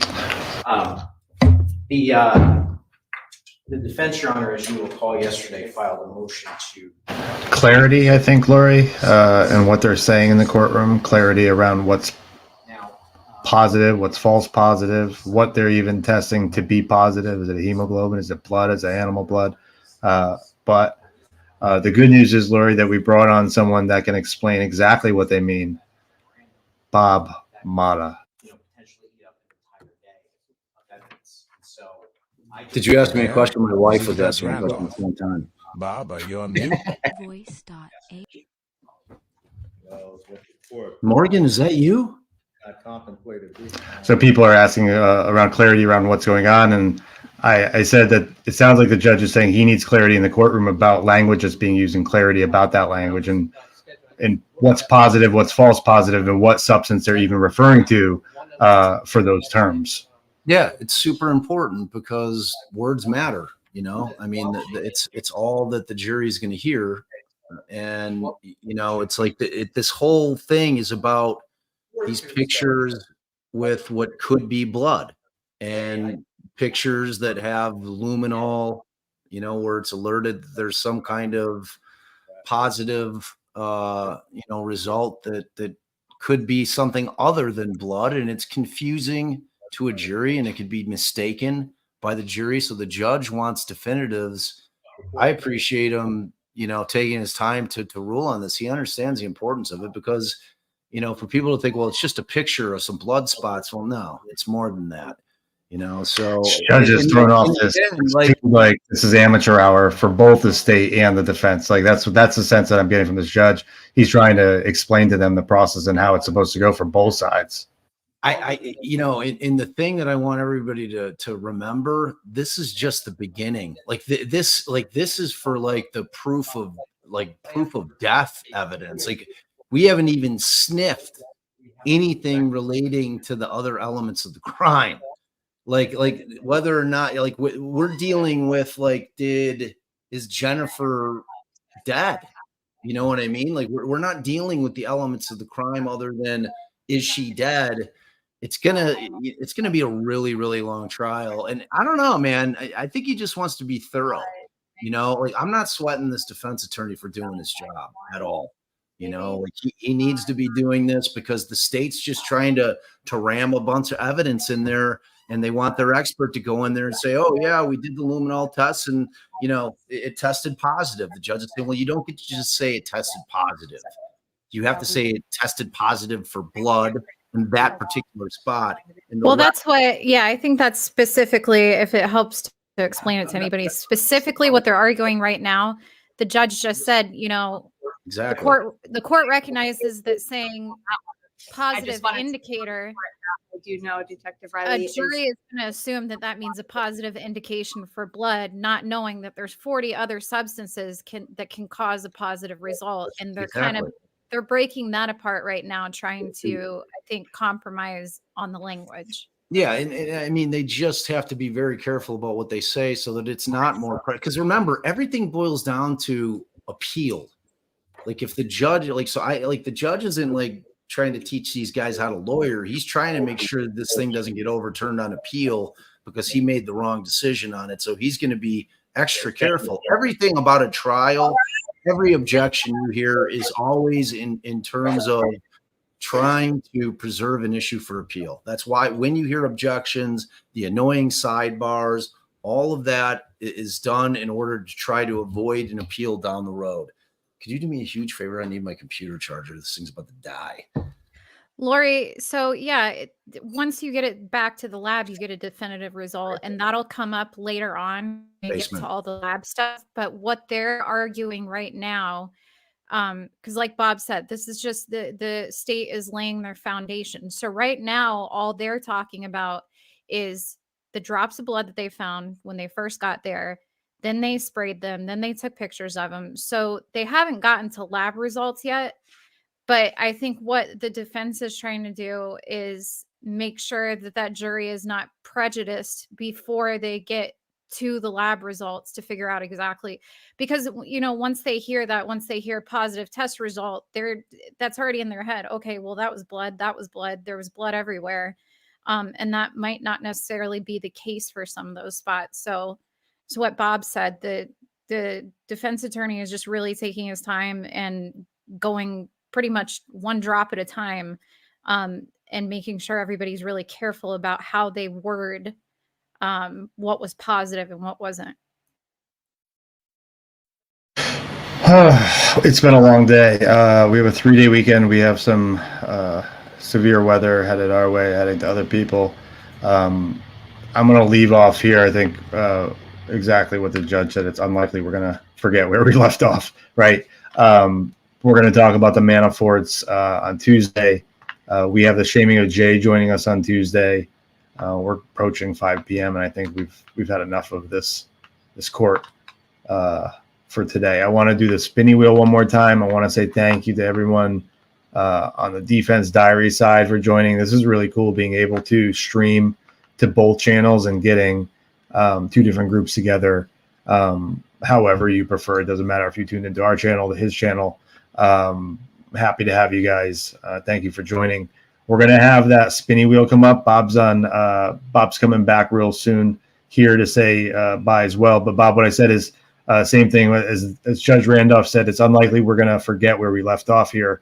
It's going to be such a long trial. So on Tuesday, we'll talk about the Manaforts, and maybe even schedule what I was thinking, Bob. Maybe we could do like a 30 and 30 if you have time. So 30 minutes to give us the most critical aspects of Delphi. And I'll do, Eve and I will do 30 minutes of the most critical summary of this case so people can have a background summary. Yeah, that'd be really cool. So we will reconvene. Let's do the wheel here one more time. You guys pick. Fortune! Look at all these exciting. fabulous prizes. In the meantime, my neighbor's snowblowing for me.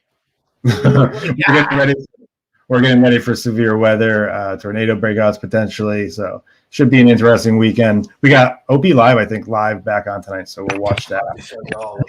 We may even tune into Defense Diaries at 7 doing the Delphi. We don't know. But here we go. I don't even know who's winning this. I just want to spin it. Oh, look at that. Thank you, Bob, for the outside view. I want to pick somebody for the. Thank you, Lori, for the super chat. Bob, thank you for the external view of snowy. Is that Chicago? Not Chicago, Illinois. He's just talking. We can't hear him. Bob, are you there? Are you? Yeah, sorry, you guys didn't hear me. I was trying to give you the outdoor view. My neighbors We saw. That's amazing. Yeah, I think we got like a foot, dude. And it's still coming hard. We need to choose someone to spin this wheel. I'm gonna pick somebody from Bob's channel. Dizzy has been interactive all day, so we'll give it. Dizzy. We're gonna Dizzy's All right, great. here we go. Here we go, Dizzy. You'll be able to pick any design. So whatever you pick here, you'll be able to pick any design, except if it lands on red. Eva's been working on some big boy moves herself, some big girl moves. She got some new design and new products and merch. So let's see what we got here. Dude. Water bottle. I love it. Love it. It's keeping this giveaway affordable. Bob, I want to say thank you. You spent a lot of time with us today, and it's not every day that we get to watch a trial and have a lawyer join for explanation. My pleasure, man. All that Yeah, good stuff. So. My pleasure, absolutely. And I can't wait to come back when we have a day where there's like more. Like today was kind of a slow day, as far as trial goes, and every trial has them. It's just there's those witnesses that they have to put on to get their evidence in. But I definitely want to come back a bunch of times and we start getting into the nitty gritty. That'll be great. We're gonna give one more spin to Bob for being so awesome, and also being the first host that's dual streamed this. So that was a testing process for myself because I'm not. Shaming Jason the same, so he's going to be doing the same dual stream on Tuesday. Love to see it. Love to see people collaborating. The spins for Bob. Something other than a mouse pad. Let's go. No, nothing. Nothing, Bob. With that, we say goodbye. Goodbye, Bob. We love you. We'll see you next week. Thank you, Bob. Where's my stapler? Hey, you know what?